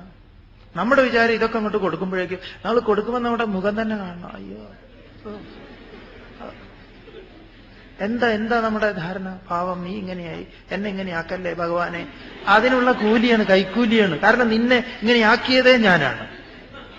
അതെ, അല്ല എന്ന് പറയാൻ പറ്റുമോ? അതുകൊണ്ട് നിങ്ങൾക്ക് കൊടുക്കാം. ഏത് കാട്ടുകള്ളനും നിങ്ങൾക്ക് കൊടുക്കാം. എന്ത്? ഭക്ഷണം. ഭക്ഷണം നിങ്ങൾക്ക് കൊടുക്കാം. ഒരു സംശയവും വേണ്ട. അതേത് മുട്ടൻ കൊലപാതകം ചെയ്തു വന്നവനാവട്ടെ, കൊല ചെയ്ത് വന്നവനാണ്, വിശക്കുന്നവനാണ്, അവന് നിങ്ങൾക്ക് കൊടുക്കാം. കാരണം എന്താണ്? വൈശ്വാനരനാണ്, ജഠരാഗ്നിയാണ് ഭഗവാൻ. വൈശ്വാനര പ്രവിശതി അതിഥിർ ബ്രാഹ്മണോ ഗൃഹാൻ. തസ്സേതാം ശാന്തിം കുറുവന്തി ഹരവൈവസ്വതോദകം എന്നാണ് ഉപനിഷത്തിലെ വിധി. അവന് വെള്ളം കൊടുത്ത് ആദ്യം അവനെ ശമിപ്പിക്കണം, ശാന്തമാക്കണം. കാരണം വൈശ്വാനരൻ അതിഥിയായി നമ്മുടെ വീട്ടിലേക്ക് വരിക. അല്ലെങ്കിലോ ആശാ പ്രതീക്ഷ സംഗതം സുനൃതാം ച ഇഷ്ടാപൂർത്തേ പുത്രപശൂം ച സർവാൻ ഏതത് വൃന്തെ പുരുഷസ്യാൽപമേധസോ യസ്യാനശ്നൻ വസതി ബ്രാഹ്മണോ ഗൃഹേ. ഏതൊരുവന്റെ ഗൃഹത്തിലാണോ വൈശ്വാനരൻ വന്നിട്ട് അവനൊന്നും കിട്ടാതെ പോകുന്നത്, അവന്റെ ഒരുപാട് സംഗതികൾ നഷ്ടമാകുന്ന ആശ, പ്രതീക്ഷ, സംഗതം, സുനൃതം, ഇഷ്ടം, പൂർത്തം, പുത്രൻ, പശൂൻ ഇത്യാദികളൊക്കെ. അപ്പം വിശക്കുന്ന വയറിന് എന്തു കൊടുത്താലും അതാരാണെന്ന് ഒന്നും നിങ്ങൾ നോക്കണ്ട. അത് കൈയുണ്ടോ, കാലുണ്ടോ, കാലില്ലേ, കൈയില്ലേ, ധനികനാണോ, പാമരനാണോ, ഒന്നും അവിടെ ഒരു വിഷയവും ഇല്ല. അതെത്ര കാട്ടുകള്ളനാണെങ്കിലും കൊടുക്കാം. അതുകൊണ്ട് നിങ്ങൾക്ക് ഗുണം മാത്രമേ വരുള്ളൂ. കാരണം നിങ്ങൾ നേരിട്ട് വൈശ്വാനരനെ പൂജിക്കുക. നാരായണ ഗുരുദേവൻ ഒരു വീട്ടിൽ വന്നിട്ട് ഭക്ഷണം വേണമെന്ന് പറഞ്ഞ സമയത്ത് ഗുരുദേവന് ഭക്ഷണമില്ല. നോക്കുന്ന സമയത്ത് അകത്ത് നാരായണ ഗുരുദേവന്റെ ഫോട്ടോ വെച്ചിട്ട് നേദിക്കുകയാണ്. പുറത്ത് സാക്ഷാൽ നാരായണ ഗുരുദേവൻ വന്നിരിക്കുന്നു, കാത്തിരിക്കുന്നു. നാരായണ ഗുരുദേവൻ തന്നെ പറയുന്നതാണ്. പക്ഷെ നമ്മൾ ചെയ്യുന്നത് ഇങ്ങനെയാണ്. അപ്പൊ നമ്മുടെ കർമ്മങ്ങളിൽ നാം വിചാരിക്കുന്നു ഇതാണ് ധർമ്മമെന്ന്. പക്ഷെ അതൊന്നും ധർമ്മമല്ല. കുട്ടികളോട് നമ്മൾ പലതും അവസാനം പറയാറില്ലേ, ഇവൻ എന്തൊക്കെ ഞാൻ മേടിച്ചു കൊടുത്തു, അവസാനം കണ്ടോ എന്റെ ഗതി. നമ്മൾ വിചാരിച്ചിരിക്കുന്നു കുട്ടികൾക്ക് എന്തൊക്കെയോ മേടിച്ചു കൊടുക്കലാണ് അമ്മ എന്ന നിലയ്ക്ക്, അച്ഛൻ എന്ന നിലയ്ക്ക് എന്റെ ധർമ്മമെന്ന്. എന്നിട്ടിപ്പോ കണ്ടോ അവൻ എന്നോട് പറഞ്ഞത് എന്ന്. അപ്പൊ നമ്മൾ തമ്മിലൊരു കോൺട്രാക്ട് ഉണ്ടായിരുന്നു. ഞാൻ ഇതൊക്കെ മേടിച്ചു തരുന്നത്, ഞാൻ പറയുന്നതൊക്കെ അനുസരിക്കണം, നീ ഒരിക്കലും എനിക്ക് എതിരാകാൻ പാടില്ല. ആ ഒരു കോൺട്രാക്ടിന്റെ മുകളിൽ ഇവര് തന്നെ അദൃശ്യമായി ഉണ്ടാക്കിയിട്ടുള്ള ഒരു കോൺട്രാക്റ്റാണ്. അവനോട് പറഞ്ഞിട്ടൊന്നുമില്ല, പക്ഷെ നിരന്തരം പറയുന്നുണ്ട്, ഇനി എന്തെങ്കിലും ചോദിക്കോ അപ്പം ഞാൻ തരാമെന്ന്. അപ്പൊ നിങ്ങൾക്ക് ഇതിൽ നിന്ന് കിട്ടണം, നിങ്ങളുടെ ധർമ്മത്തെക്കുറിച്ച്, കർമ്മത്തെക്കുറിച്ച്, ദാനത്തെക്കുറിച്ചൊക്കെ.